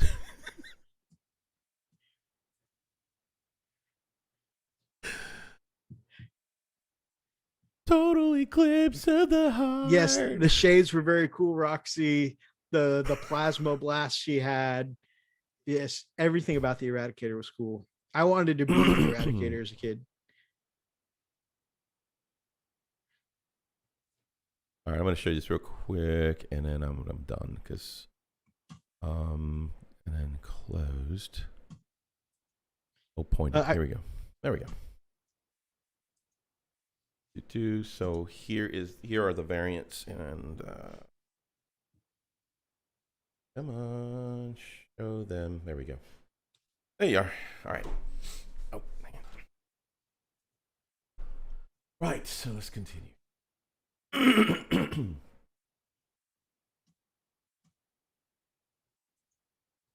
So I really love that they've done the warm OSL and the cool against the cool rest of the model. The contrast is extremely nice. I like that. Who is this? This is by Luke Mockridge. The Trapped Under Plastic group. Very cool.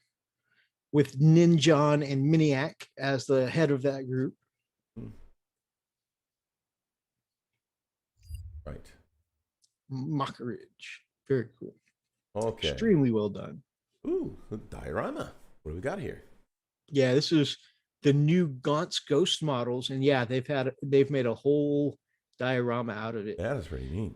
Which is cool because if you'll notice, they've used as the background to this diorama a story or a book, and I'm fairly sure that's to symbolize that these are characters straight out of the novels. Right. That's really cool, man. Tarped under plastic? Did that say tarped under plastic or trapped under plastic? Maybe tarped. I can see tarped. I don't know. Are you tarped in there? Let's see. Trapped. Yeah, trapped. Actually confused me there for a second. We don't get confused on the show. I'm confused every moment of my life. Yeah, we do. Man, those are such cool models. We're gonna be some really... funny, super old people, man. You know that? Oh my goodness. I really think some of these characters. Sorry, I'm baby tart, No, baby tart, baby tart, baby tart, mommy tart, mommy. All right. Oh my goodness. I'm sorry. Don't hate me. You're reminding me that Lily asked me 3 times this week if I've taken my focus attention. This third time she said, I think you need to talk to Freak. I'm pretty sure that last bottle he gave you was defective.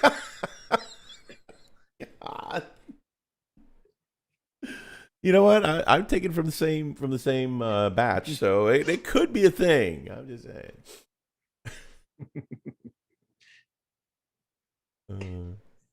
Roxy, can't take me anywhere. You're in good company, my friend. Good company. Yep. Look at that. They're all fighting around a book. That's Where the so hell phenomenal. That big ass freaking book? They've really brought the Let us defend the book. Huh? Let us defend the book. They've really brought that grim, dark feeling not only to the models, but to the basing around it and to the book itself. Yeah. I have no idea what the whole book's about, but okay. It's kind of very storyish, like they just popped off the pages, you know? Exactly. Pretty neat. It's what's that novel movie? Is what it is. Pagemaster. Oh. G the Hyper Sapien. Did you ever see Pagemaster? All right, boys. What's up? Huh? Pagemaster? No, I have not. No, sorry. I haven't seen it. He's possessed. He's insane. He's my kind of guy. Oh, that is so cool. Dude.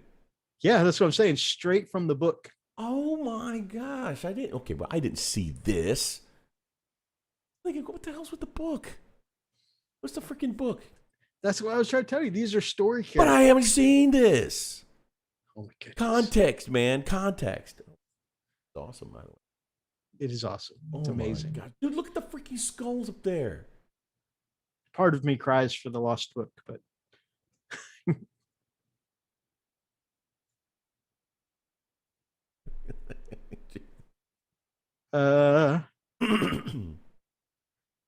Tribute to all the people who've read the book before the movie came out. Yeah. It's really is amazing. The way you read it made my life. It almost sounded sarcastic. I know. I'm not sure if I. It's like, great. Thanks for ruining my life, freak. Yeah, just like you ruined those people on Chippendale's lives. Gosh. Where's my barf bag? That's so cool. Right? Ooh. Oh, my goodness. Really? This really is just absolutely phenomenal. So cool. I'm stripping some old Murder Turkey Tyranid warriors, and it looks like they have been painted over at least 3 times. Oh, dude, I am so sorry, man. I know exactly what you're going through. Heck yeah. I was just showing Freak when we came over last weekend that the rhinos I had that took 3 times in the LA Awesome stripper. That's some strong stuff, man. Yeah. That'll take the freaking skin off your fingers. No, I've had the same thing too, where you literally have to sandblast the stuff off, and of course, when you're done sandblasting, the whole thing slags up. Time to get out the 91% ISO, baby. Yeah, I couldn't do that because I was stripping resin. Yeah, you'll have putty. Oh man, look what I did! Oh, it's gone. I didn't know the difference between stripping plastic and stripping resin, and I once stripped a Forge World miniature, so Forge World prices, a apothecary commission, apothecary and cataphracti armor, and those arms just completely slagged on me. So this is an incredibly phenomenal diorama. Oh, he said that's what he's using. Oh, geez, dude, what did they use? What kind of freaking paint? Oh, Oh, well, Roxy's done it before. When I did it, Yeah. I showed Freak, like the arms came out so rubbery and bendy, I couldn't paint them. Man.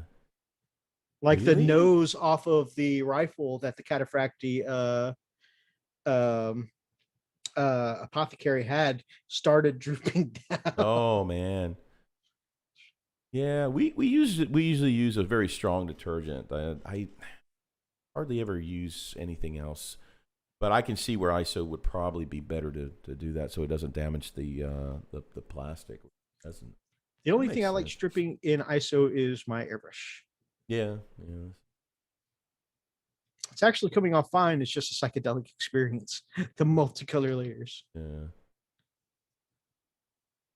All right, let's move on. Let us continue. And this, ladies and gentlemen, is brought to you by Fantasy Games. Right? Fantasy Games? Yeah, Fantasy Games. All the way from Poland. Very nice. Very freaking nice. Good job, Fantasy Games. Way to ruin our hopes and dreams. We will ever become anything but lowly crayon pushers. Right. All right, continue. This is by Unknown. All right. Wow. Look at the eyes. Dude, did he really paint? Oh Well, my yeah, it's a gosh. Sergio. If you can, you'll see at the bottom. Okay. Sergio is a put makeup on world-renowned her. golden demon painting. They put makeup on her. Yeah, Unbelievable. Sergio is one of the best in the world. Okay, great. Oh God, That white fur, I will never paint white fur that Oh good. my goodness, dude. That makeup is fierce. That Really makeup incredibly is well badass. I mean, look at that. It makes eyes pop, and they're fake. Jeez, really? Unbelievable. Yes, that metal is so shiny. Yes, look at how shiny. And again, if you look at her face, just not only is the makeup good, but those skin tones, like her lips, the cheeks, the ears, like she has some of the best skin tones. The crevasse, yeah, all of that. Look at the leather, that too. The freaking leather. Leather rivets? Oh, jeez. That's what makeup does, gentlemen. I mean, you're right. Well, I know, I guess. Geez, that is gorgeous. Very, very pretty. It doesn't take much to really get us excited. I'm just. And yeah, okay, again, this was one of those things where so many amazing things. The eyes, even the eyes on her shoulder pelt is so well done. Yeah. Like the what's probably freehand on that little flag she's got in her arms kind of gets skipped over, Yeah, exactly.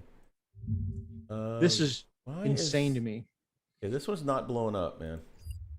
Oh no! Did I close the damn thing? No, did I? No, I didn't. Yeah, this one's not blowing up. Okay, well, we can still look at it from a difference. Okay. Makeup would be the easy part. The rest is nuts. Okay, so look how crazy this is. This guy is looking at a piece of Warhammer art in the background, and then he painted that mural onto this flag. Okay. How Inception is this? Yeah, he just needs to stop. He just needs to stop. That's Carol, so Rudy K. Carol, Rudy K. You just need to stop, okay? We already feel insecure. God. And the thing is, that the really crazy thing about this, he only used like a quarter of the banner. Yeah. Like right? He scaled it down. No doubt in my mind that he's cockeyed. His left eye is staring at his right eye. There's no way his eyes are normal. I just don't see it. I don't see it. I can't see it. My eyes, I guarantee you I'd be blind for a month if I did this. And then it would look like stick figures. Nope. Carol Rudique, phenomenal work. Freaking phenomenal. It's like, I didn't even need half of this banner, guys. That's insanely good. More burning brush material. I had a lot of brush burning material sent to me this week. Oh dear God. What is, look at that blade. Oh man. I think this is supposed to be like dark Black Templar. but it to me reads as purple, and I love it. I love the purple pink kind of armor here. He's like peanut butter and gumballs good combo. What? Oh no, I lose. I lose. No. I think it's happy. No, that's a Mr. D's reference. Peanut butter and gumballs, my favorite. Got a pizza delivery from D's. Am I right? Is that it, Roxy? I could be wrong, but that's what I remember it from. Peanut butter and gumballs, my favorite. Kaiju, what would you put on the rest of the banner? A sun with glasses? A happy little tree? Yes. Yeah, crazy eyes. Yep. Crazy eyes. Looks like I was not talking to you. I was talking to that squirrel over there. This is so good. I think that may be my favorite, one of my favorite power swords I've ever seen. Yeah, it's gorgeous, man. Love it, man.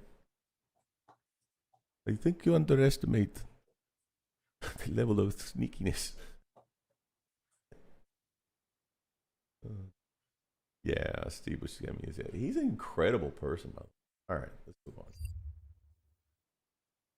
Ethos will start yelling at me. All right. Lupus. He beats for me. us. And, why the f did it go? All right, let's try this again. Sorry.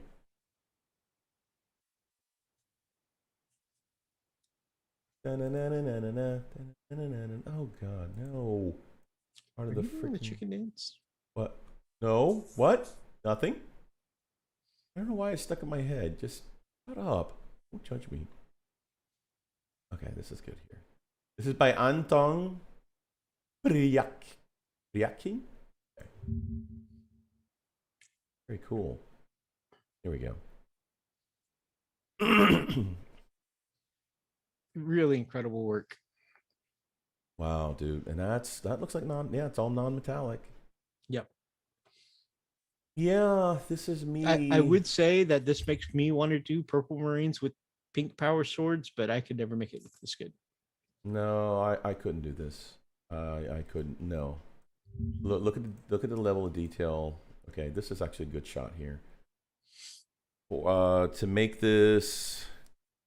Oh yes. Okay. This is a 1/16 scale, so it is scaled up. Okay. So it's a larger model. Okay, well, but still, that level of talent is just exactly. I do want to point out, on one hand, yes, it is easier to paint large things, but on the other hand, I feel like when I've seen people do it, it is harder to make non-metallic, or at least and this is just my opinion of watching other people do it in videos.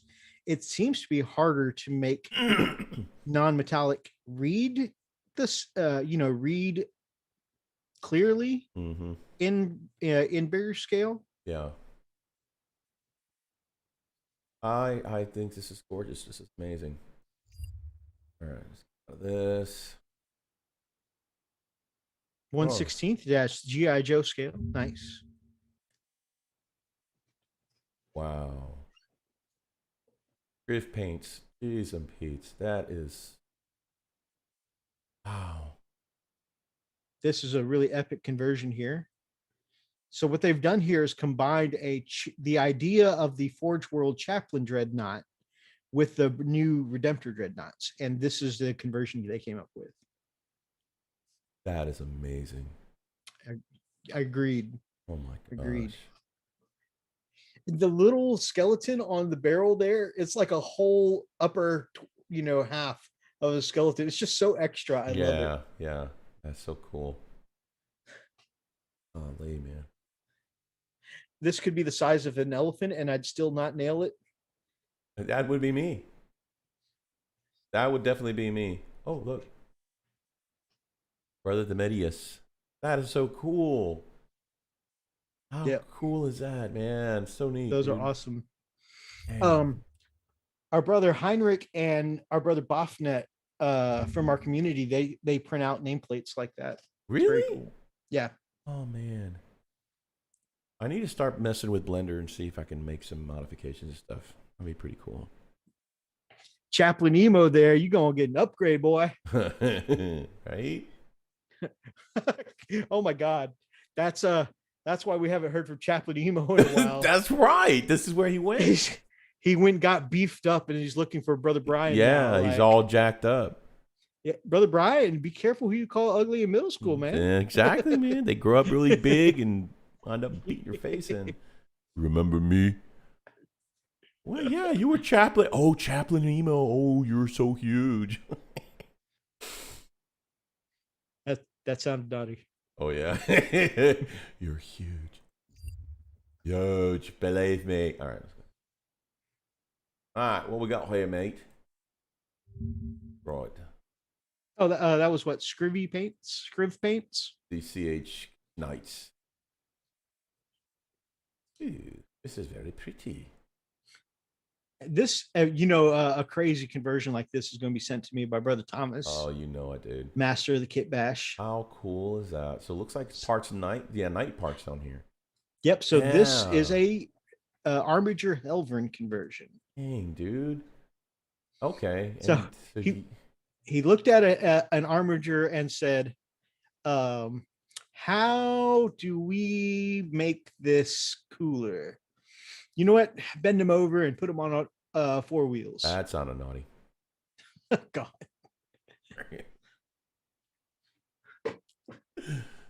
It's so crazy. It is a crazy build. What do you think did they use? Okay, so they use just a regular, not Outriders, but the regular bikes. What it looks like. Yeah, it looks like the regular bike's wheels. Because this is like the front or the back of the regular bike. I think that doesn't look like Outrider, does it? No. This is really neat. Oh, look at that amazing heat bloom. All right, I'll stop. Really cool conversion, though. Absolutely. Oh, is that? How cool is that? Is that the top of a? Are those? Isn't that the Predator? What is this? Yeah, is that not the Helvern guns? Is that actually the Sakaran guns? Oh yeah, they are. I think they are. You a mighty fine Armiger, won't you back that thing up? Icarus cannons. Are they Icarus cannons? Are they accelerator autocannons? They look a little bit like the accelerator ones. This is pretty crazy. Put it on all fours. All right. Oh, I really don't think about the things I say before they come out of my mouth. Yeah, bend it over and put some wheels on it. On all fours. Oh, that's why we can't take you anywhere, Mythos. To quote Wade and Markiplier, do you ever regret the things you say during your live streams? Only when people quote it back to me. Right. This is pretty neat. Yeah, it's a really neat conversion. Yeah.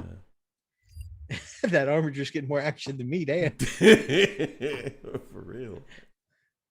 Damn, look at this thing. That's so crazy.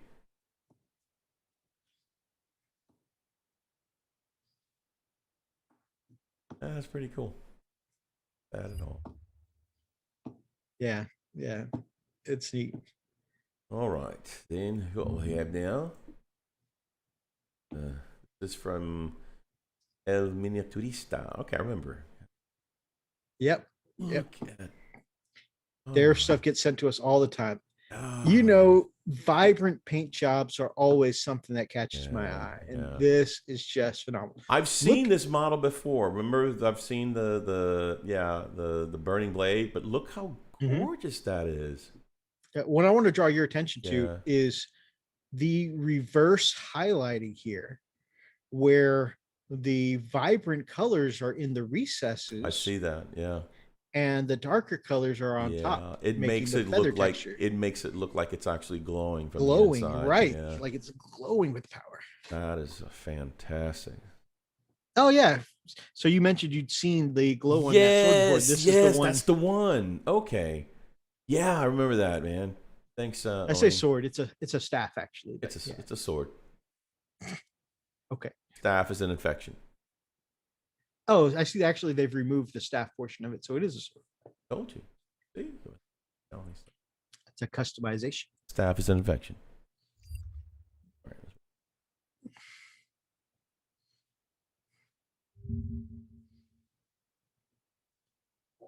What? They put adornments on the horns, dude. Look at this. Golly, dude, that is just. That's extremely cool. It really looks like it's floating in midair. Yeah. Like only zooming in close can I see the wire. You know, but like otherwise. Dude, we are zoomed in. What are you talking about? This is zoomed in. That's what I'm saying. Only when you zoomed in close like this could I see the wire. When I was looking on my phone, I didn't see the wire before until I saw one of the. You'll see it when we get to one of the other angles. Okay. But also, I always said if I ever got to paint one of these, I would do it without the chest armor because I think he looks cooler this way. Yeah. Than he does with the weird horn nipples. That chest armor is just something else. Yeah, agreed. Look at this, dude. But like these holes between the chin, the horn, and like how he looks with no shirt on really reminds me of Tim Curry's character in Legend. Oh, yeah. Phenomenal. Like, how is that green orb that is a so gorgeous vibrant? rendition of Magnus, dude. Yeah. Oh, great, more. Yay. Nipple horns like Lady Gaga.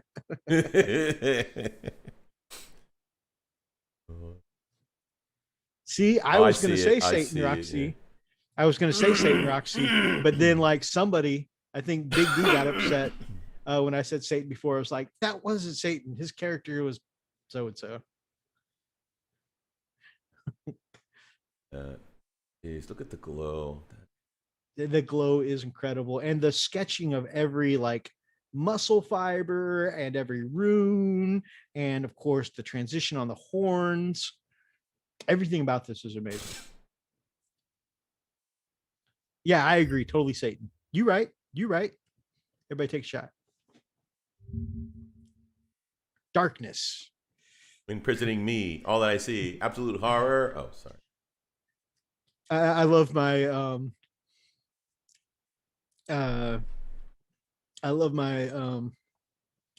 can I live? How can I die? Sorry. I lost my train of thought there. Sorry, I started quoting Metallica a little bit there. Yeah. There. Demonetized. Exactly. Oh, he was son of Satan, but also see. It was one of my favorite albums. Yeah, it's very good. Great. It's Metallica.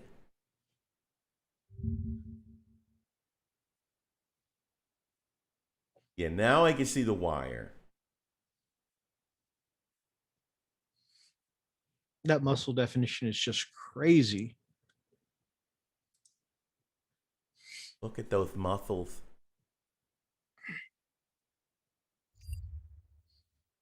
I have muscles like that in my dreams. Thank you, Phoenix. I always get that confused. Okay. I always just laugh and say, but functionally, he say functionally. All right, more out of 2 minutes. So I don't know, because like the dude we looked up before was posting on Facebook, and this is on Instagram here. This is Gas. Okay. Yeah, it's Gas. But the person, like, this is the kind of scheme I was going gaga over before. The black armor, but with like the vibrant green on the armor instead of the skin.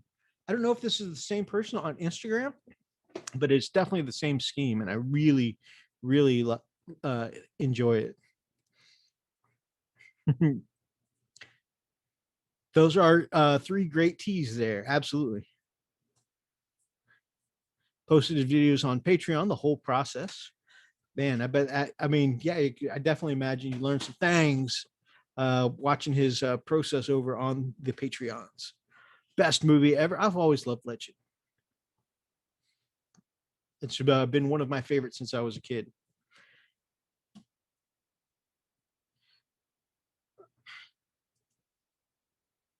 It only works with the Southern accent, man.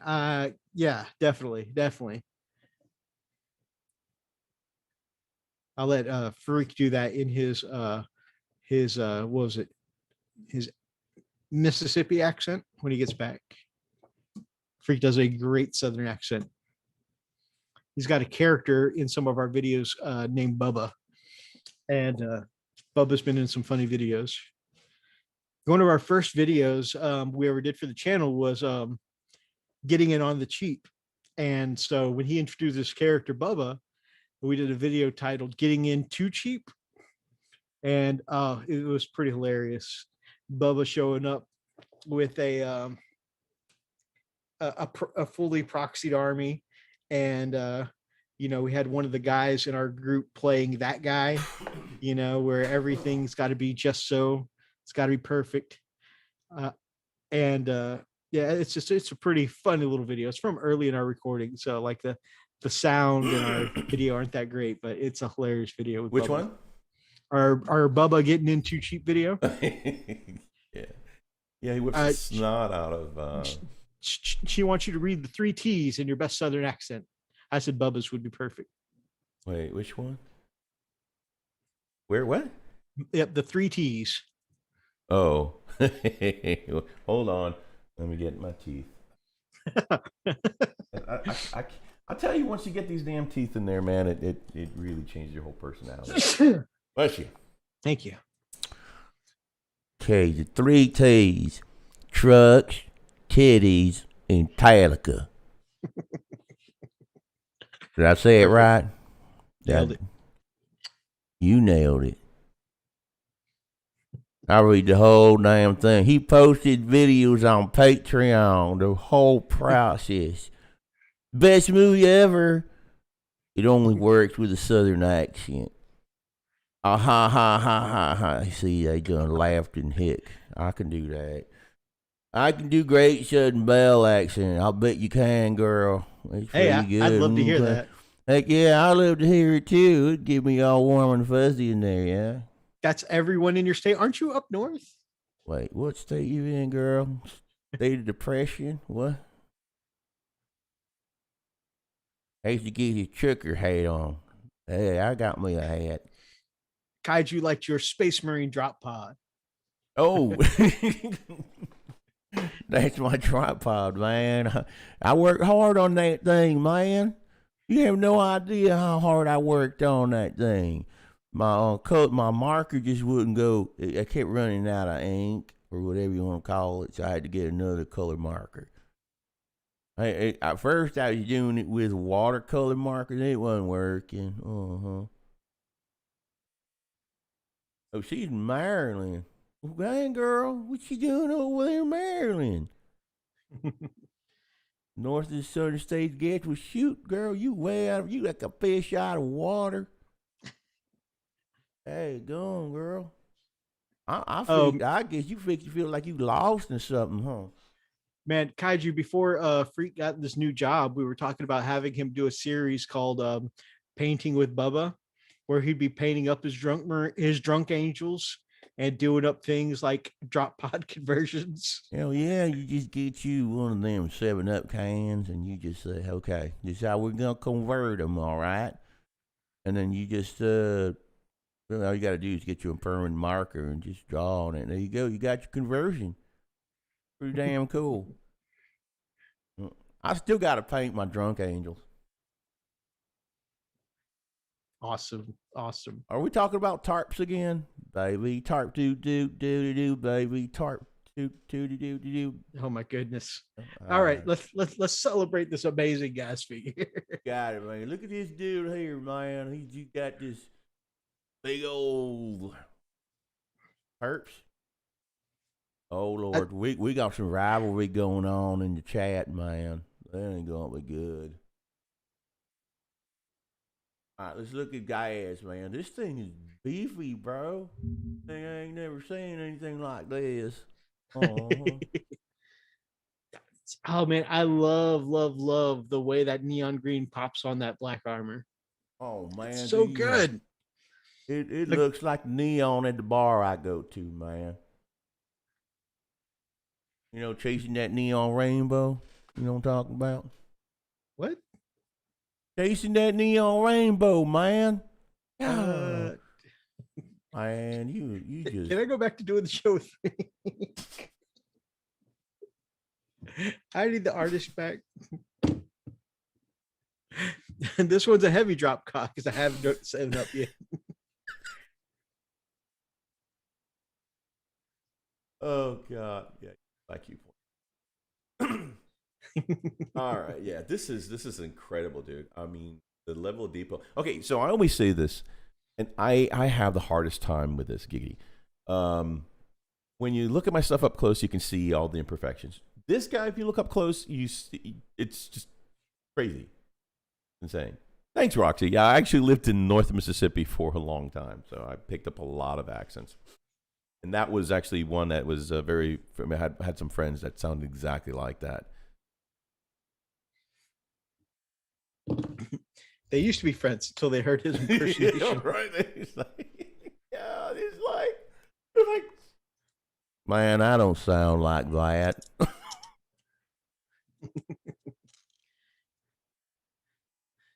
Oh, I felt like I was buying moonshine for a person who knows a person. Ooh, look at this. Dang, dude.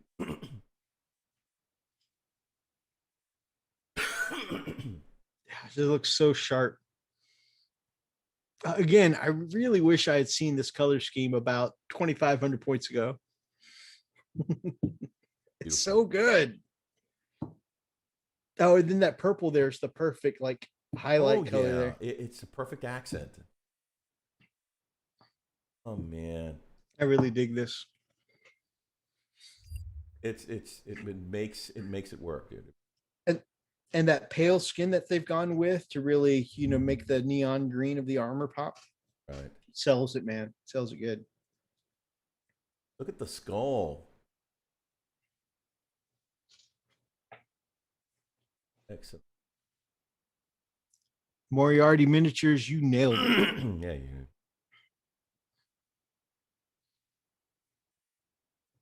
I would love to try some mean apple pie moonshine. Heck yeah. That would be sick. Man, it was so cool when we went to Pigeon Forge. We went to stop by the little place. Oh man, I paid like $10. You get to try all the moonshine there. Oh.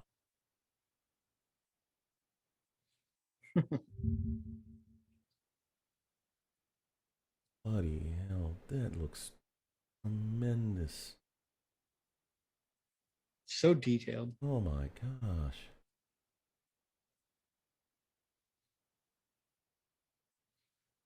That is. Some people love grim dark, but for me, a vibrant paint job draws. I'm like a fish. The brighter the color is, the more it's got my attention. Yeah, parrots do that too. Look at that. Oh man.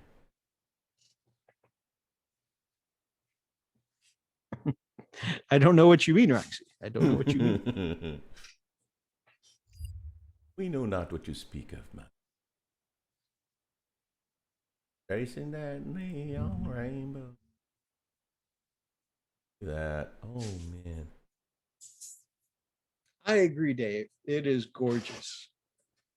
Yes, it is. It is a gas. It is definitely a gas, Dave. Oh man.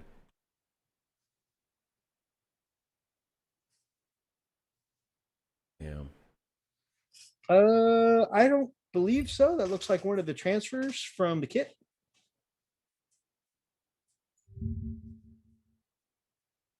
It could be, but I believe it's transferring. Is this how it comes? Like, this is crazy. The insulation is actually ripped up. Mm-hmm. Man. Oh man, just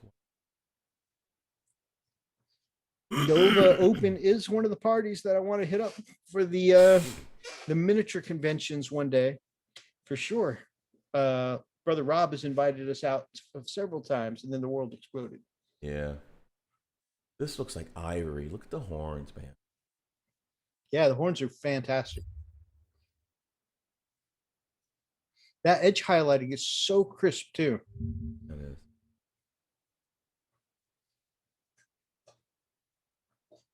That style reminds me of something from the 80s, alien toys back when they were black and green often. Cool.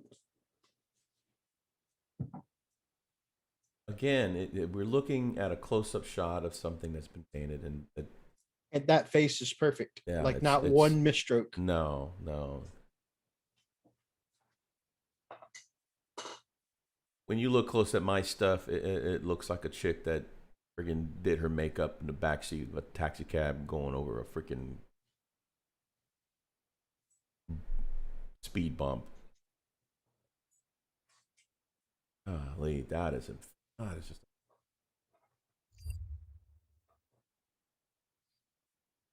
Yep. Okay. That is beautiful, man. Ushanti bone and what else? For me, it's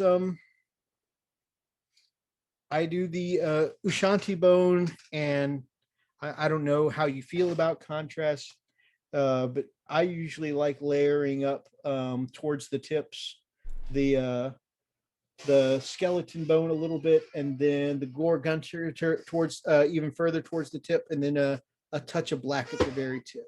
You know, I like to darken at the very tips. Yeah, I personally use bone white, and then which is kind of like an off-white, and then I'll use. I think Ushanti and bone white from Vallejo are very similar. Yeah, I think so too. And then I'll use a wash. Sometimes I'll interchange it. It may be what is it? Sepia, Seraphim Sepia, or not, or it's going to be Army Painter's wash. So again, it's interchangeable. Yeah, this is just a fantastic. Yeah, okay. I like that he's differentiated between the decorative skulls and the actual horns coming out too. Right. You know, it's very cool because he you know, it breaks it up nicely. This is by Mossberg Minis in Stockholm, Sweden. Wow. Dude, that thing looks like it's glowing. He's doing a gangster pull. Look at this. Yeah. And it looks intentional too. It's like he's resting it on the shield for support. Yeah. So it's like, it doesn't look like it's just to be thug, you know. It looks like, hey, it's designed to fit in this notch. Well, maybe he's on the other side of tracks. I don't know. You don't know if he's. Hey, I don't know. I'm don't saying judge, man. Don't judge. I love the galaxy basing there. Yeah. That is. Ooh. Okay. Got my attention there, people. Oh, nice. He's about to pop a zap in some fool.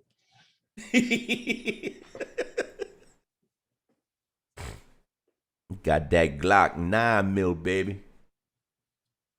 Check out this cool desert vehicle here. Man, that is so freaking cool. Who is this? It'll be in one of the pictures. Oh,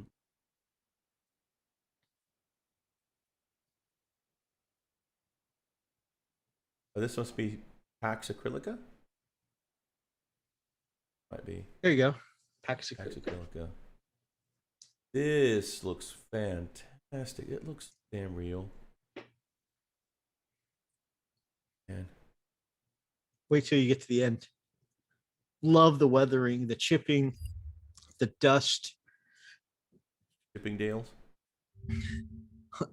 The sheer weather beaten, worn areas. Man. That's just sick. That's Brad Pitt in the Jeep driving to his next Tarantino movie. Why is Brad Pitt going in locked and loaded? Hey, you don't ask Brad Pitt questions, man. Dang it, dude. This is just insane.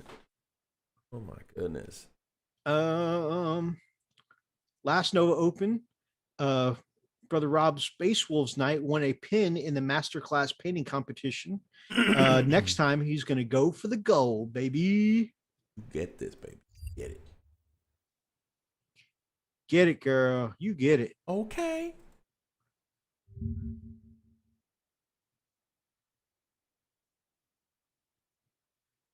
I swear, dude, those tires look like freaking tires. I mean, like rubber. They look so real. Yeah, it really is crazy. Like, it really does look like it has been driving through the No, desert. honestly, if you green screen this thing on you would not tell that's actually the model. Damn. That is. But wait, there's more.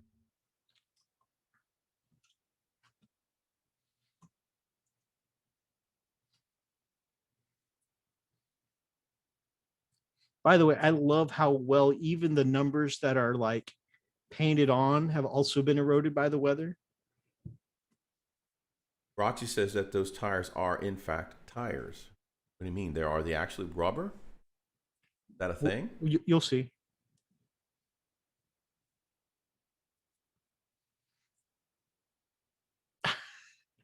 This is all amazing art, and I can't even stick a thumb on this gene stealer without screwing it up. If you have to place an individual thumb, then yeah, that sounds crazy.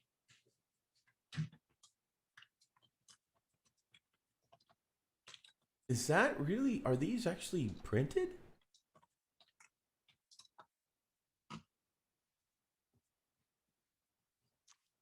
Check that out. So those look like printed resin, Yeah. but look at how much of it is just junk. Just plain stock. Wow. I mean, junk in a good way. As no. I know. It's just pieces and parts that he just put together, plastic card. And this is just phenomenal. I can't believe he turned that. It looks like a legitimate desert vehicle. That's crazy to me. What the frig? Oh, I'm sorry, I gotta go back. That into this.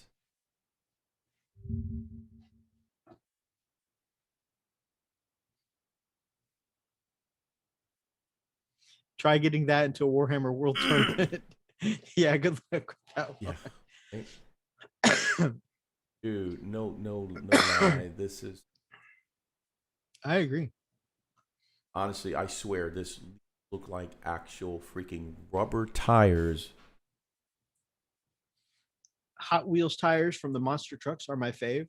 Man, I gotta get with you on how you do some of your amazing scratch builds, Roxy, because I like mine sometimes come out looking okay, but nowhere am I like the level you guys do where you take something from nothing and make it look like completely legitimate. Oh, no freaking way. Yeah, so we've seen this guy's conversion, with a half and half where they start out as like a Space Marine and turn into Alpha Legion, that were in camouflage, but done with this big old Devastator and Obliterator. It's another level.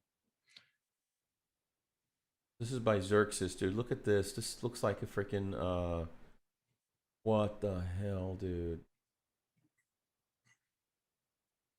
Man. Do you want us to show off your Insta, Roxy, or you want us to wait till you come on the show? You tell me. You tell me, boo boo. That's crazy. It's crazy how well this Devastator and that Obliterator matches up. Yeah. Yeah, but I love how they got the the lightning or the change effect there. That is, man. That guy is like King Kong who paints those, and I'm like Pee Wee Herman in comparison. And Then that makes me a kid painting with finger paints in class, my friends.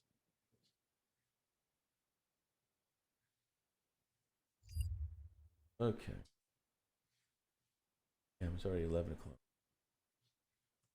Oh, well, we will save that for another episode. Well, let's I can't believe it pushing. started. This is beautiful.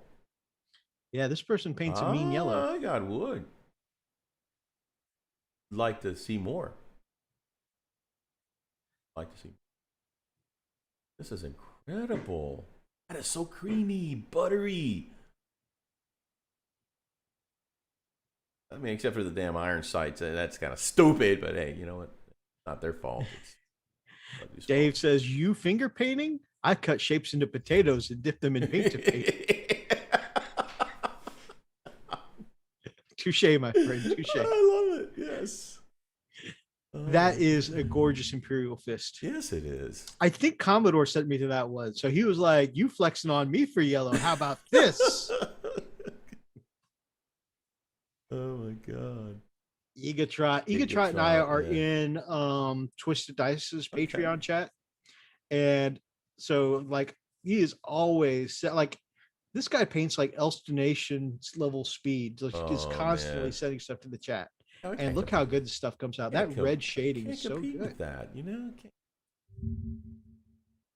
It's always like super high quality. Wow. Very well.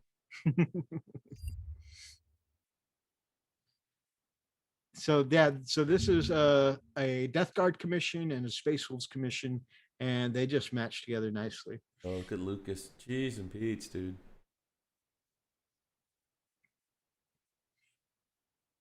Great skin tone on the Wolfen. Wolfen, yeah.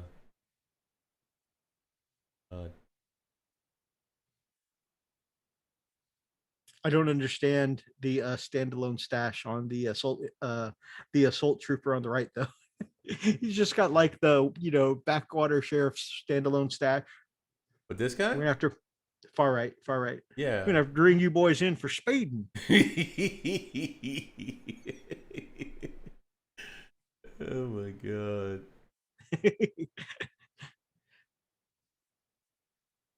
But seriously, like assault primaries for the that's beautiful. But that is a joke on the sculpt of a GW head. Like Egatrot's painting is phenomenal.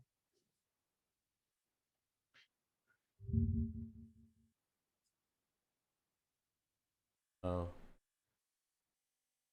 I think all those heads are GW. Most of them look like they're straight out of the Space Wolves kit. They look like GW head. Yeah. He does look like Texas Ranger named Bert, that far right Space Wolf. Exactly right. That's the kind of thing I hear. Like, y'all know how fast you were going over the limit. You know why I pulled you over. I've done something similar for the Assault Primaris for my Raven Guard. Very cool. I just don't understand all the bumps on the rocket packs. This is by Katie and Sergeant Steele. So at first I was just like, this post is just one shot of Imperial Guard from the back. But then I was looking at the level of detail on those backpacks, and those do look very detailed. They do look a lot like backpacks I saw while I was in military school or on base with my dad. Big Mac Dan Skull. He's gonna be Big Mac. Oh, did I just beat you? He's got a Big Mac. Right, Big Mac? The bumps are part of the print. Okay. Oh. Got a Big Mac. Where are the backpacks from? Could you go back to that Imperial Guard one, see if they say where those backpacks are from? Roxy says old school Forge World upgrade packs. Right, let's look here. Notice you all like the back of my kitty, and so as a follow-up to one of my latest posts, here are the backs of the Sergeant Steele's plasmas. Oop. Forge World upgrade kit backpacks, yeah. Yep, out of print. Damn. That's a shame. Yeah, Yep. That's sad. We might be able to find some on Thingiverse to print, but Hey, Dave wrote to James Workshop regarding 3D prints and got a reply. Interesting. really, Yeah, Where- you are, Roxy. Yeah, let us know what you heard, what the good word is. I'm curious. I'm sure it's probably Dude, not too pleasant. I'm just saying. this is a gorgeous paint scheme and paint job. Wow. Again, this is one of those things. I don't normally look twice at Thousand Suns, but sometimes a paint job like this comes by and catches my eye. Holy crap. Yeah, you do. Oh, good night. Ugh. Dude, that's awesome.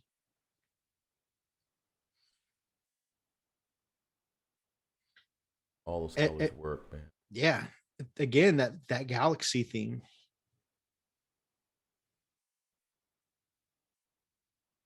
Johnny K.S. Wong. Is he right or wrong?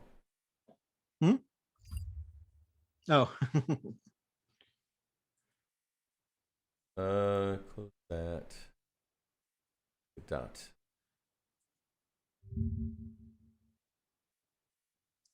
Oh. Basically, the rules are that they wrote are for Warhammer World UK only, and for as far as the individual Warhammer shops go, it's the discretion of the store manager. Okay, sweet. Okay, that is So- pretty cool. Okay, so I don't feel so bad saying on air then.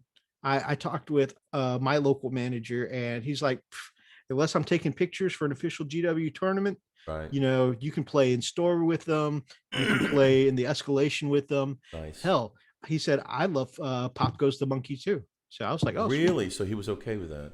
Yeah, he was cool with it. So And that's Now I'm awesome, not- dude. But you're now I'm gonna- not afraid to take my models in there. Awesome, man. Good deal. This is dragon, dude. Correct. The dragon is amazing, by the way. Oh crap. Oh. Okay. Yep. Phenomenal work.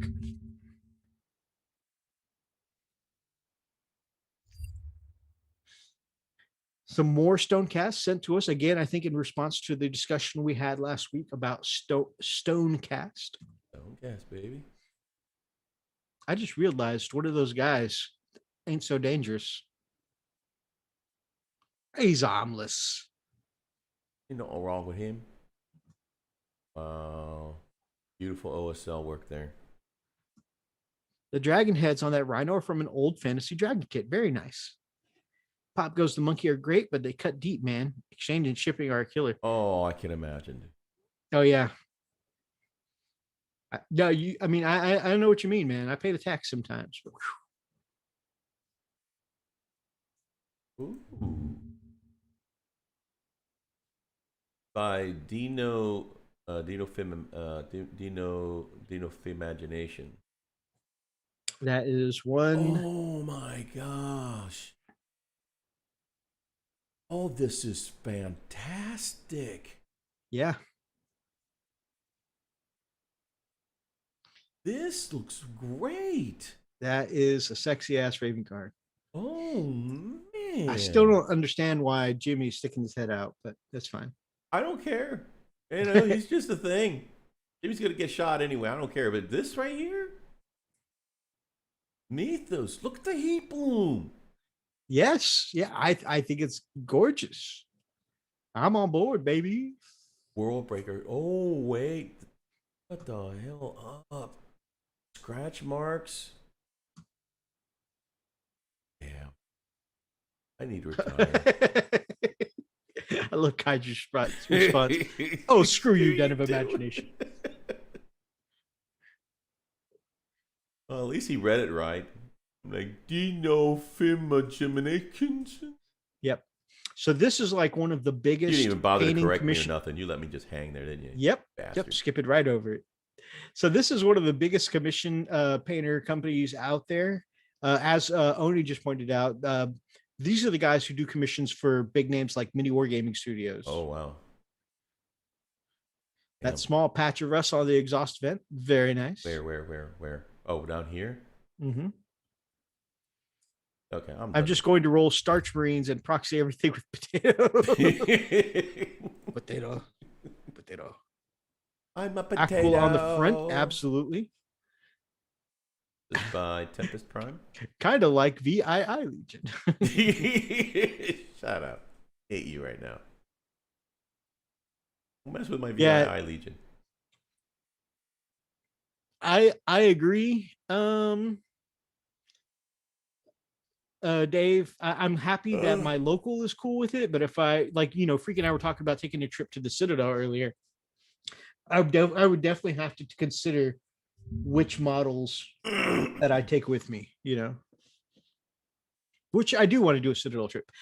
I love what is Tempest Prime. Yes, Tempest Prime. Yeah, I love this color scheme. It's like they do the gauntlets in the Silver Templar scheme, but like almost an Ultramarine scheme for the body, and it does the blue and the silver play really nicely together. And I love that Judiciar over the shoulder on the Primaris Captain. Yeah. It's a good mix of bits all from the Indominus box, but yeah, it looks amazing. That bad boy. Dude, I love it.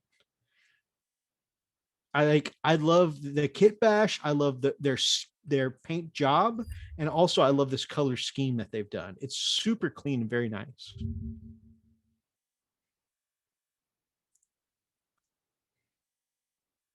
Yeah. The ones that look familiar. Yeah. Somebody got a box of these bad boys recently. Yeah. I really think you're going to like them, dude. They are considered like the best anti-vehicle unit right now. Very nice. I can't imagine what they would have done, with against the truck, man. That big old, what was the truck's name that you? The Bonebreaker. Bonebreaker. Nothing, because I'd have made all my 5-up invul saves. Said no one ever. And I'd say, what? What? Yeah. What you got then, Beaky? I would hope so with Melta. Yeah, I kind of need to make those invul saves, don't I? Yeah, right? Oh my gosh, look at this pose, dude. Yeah. Oh, I thought it was a pose. Okay, no, I thought he was actually kneeling down. Okay, my eyesight. Here's what happens when you're old. Really, really great work. Does he look like he's kneeling? Oh, he's just. I had to leave this person a comment just to tell them how great I love both their paint job and their color scheme. Oh, that's beautiful work. Looks like a reef. Look at that. You can see the eyes. That's well done, man. Okay.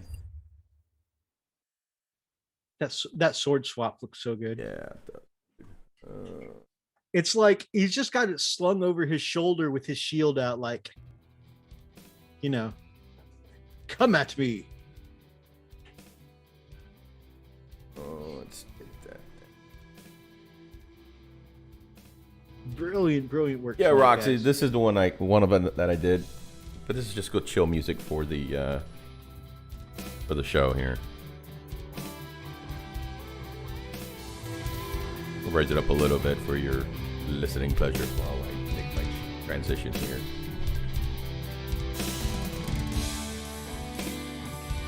Bring it down.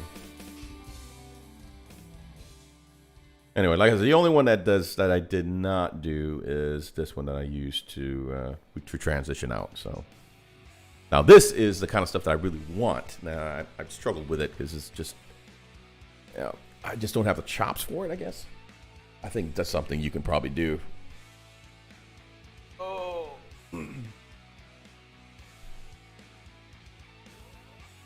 Oh, the ear nectar.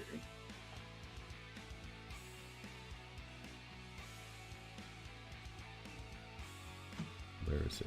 There we go. Whew. All right. Are we going to paint and chat after the show? We are doing a paint hangout after the show. So anyone interested, hit me up. I'll be throwing out links on Discord and Messenger, and anybody who wants an invite, just hit me up. As usual, after the show, I'm gonna take a few minutes for a bio, refill my coffee, grab a snacky snack, and then I'll throw out links, and we'll get to hanging out and doing some painting together. Nice. Anyone's interested. All right, and I just forwarded that to the Freakaliciousness, Roxy. Cool. So you can hear her sample as well. Very nice.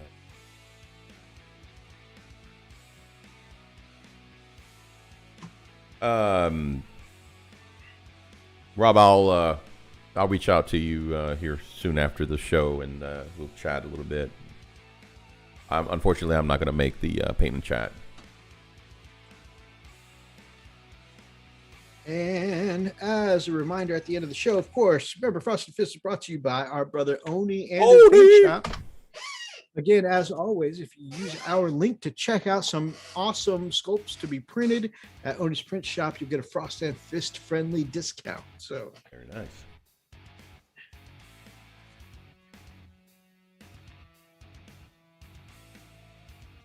Perfect. She said, if you want to check out the song on the air, you won't get DCMA. Well, yeah, because it's... Oh. That sounded good. Yeah. Nice crunch.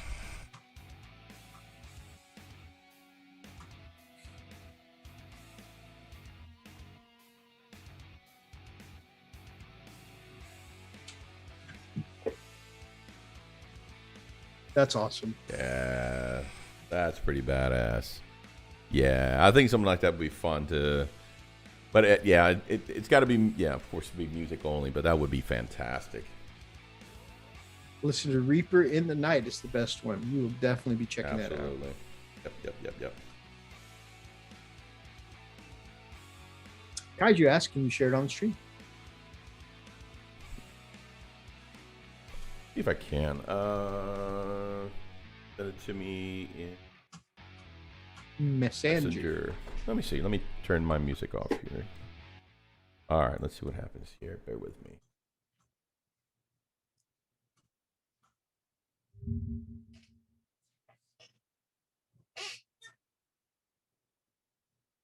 Which one was it that she said? Which one did she say? Reaper in the Night.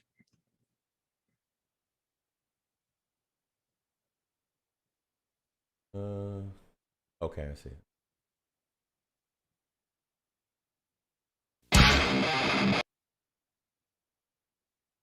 If I can switch it here. All right, I don't know if you guys will be able to hear this or not, but let me look at my desktop audio, see if it comes through.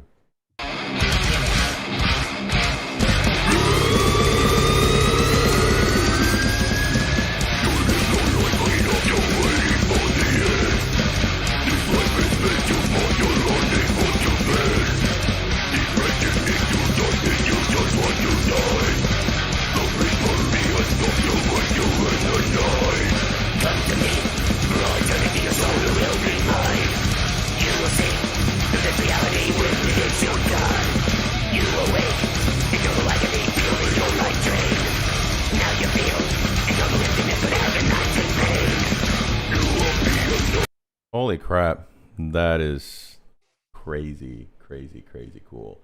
I want to rip off a bat's head now with my teeth, but damn, it's good. That is really good. Wow, you really shred.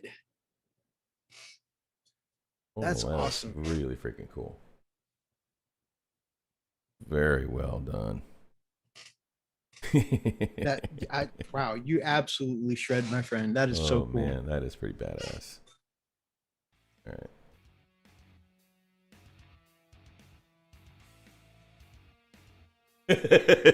James, Meek's like, nope, too old for that.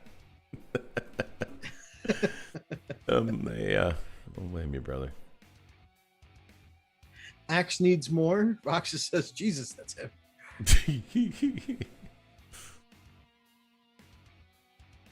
Lupus says, "Ag my lugs." lungs.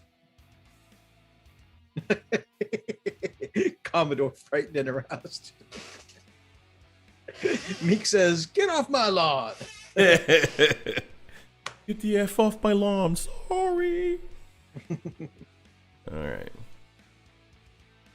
right. We heard that when we tried taking our Chippendales door to door during COVID. Since That did not work out in the well. club. Yeah.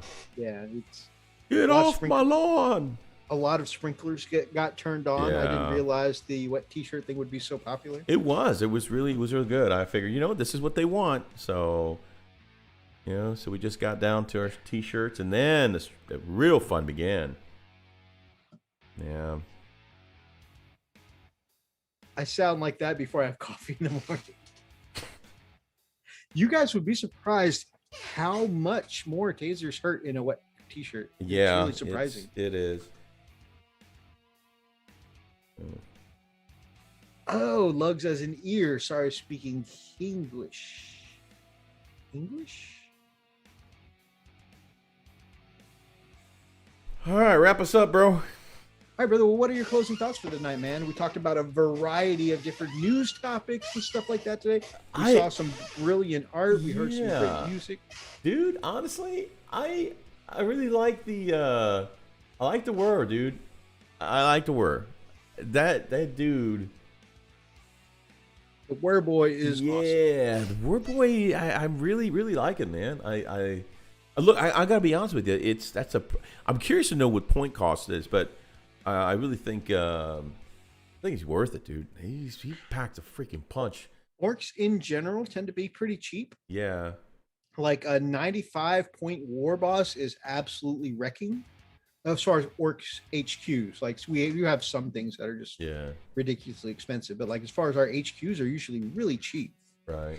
So I imagine he won't be that expensive. I think he'll probably be, pretty reasonably pointed, unless just beast stag stuff comes with the heavy tax. Yeah. Yeah, I'm really excited for him.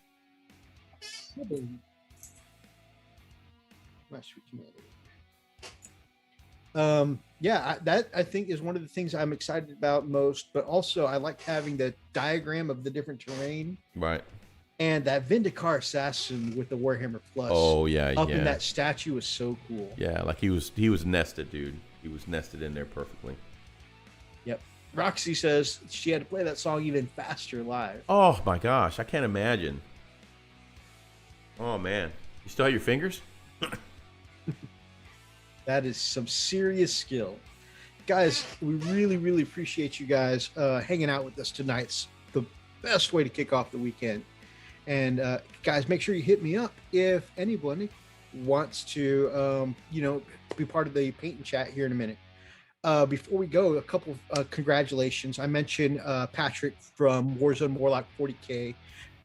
So congrats to him on his Warhammer TV gig. And also, feel free, definitely, even though Patrick's not there, make sure we're still supporting our brother Warzone Warlock 40K, because, handsome Patrick's not there anymore, but the channel is still rocking. Also, big shout out to Raven's Rook. A couple of weeks ago, you guys helped us get them over 50 subs, and this week they got invited into the Chilling Network. So they are now part of our Chilling Network brothers. So make sure, I appreciate everybody who subbed. Continue to show some love over to Raven's Rook. If you guys liked tonight's episode, make sure that you grab up an ox and smash that like button in the name of the Emperor. Drop some comments down below, especially if you're watching from the archives. Feel free to be part of any of these ridiculous. Tonight it did get ridiculous in the conversations. And if you guys are not yet subscribed to any of our Chilling Network brothers down below, or if you're not subscribed to these guys, then we would love to have you as part of the pack here on the Frost and Fist. Until next time, guys. Stay frosty.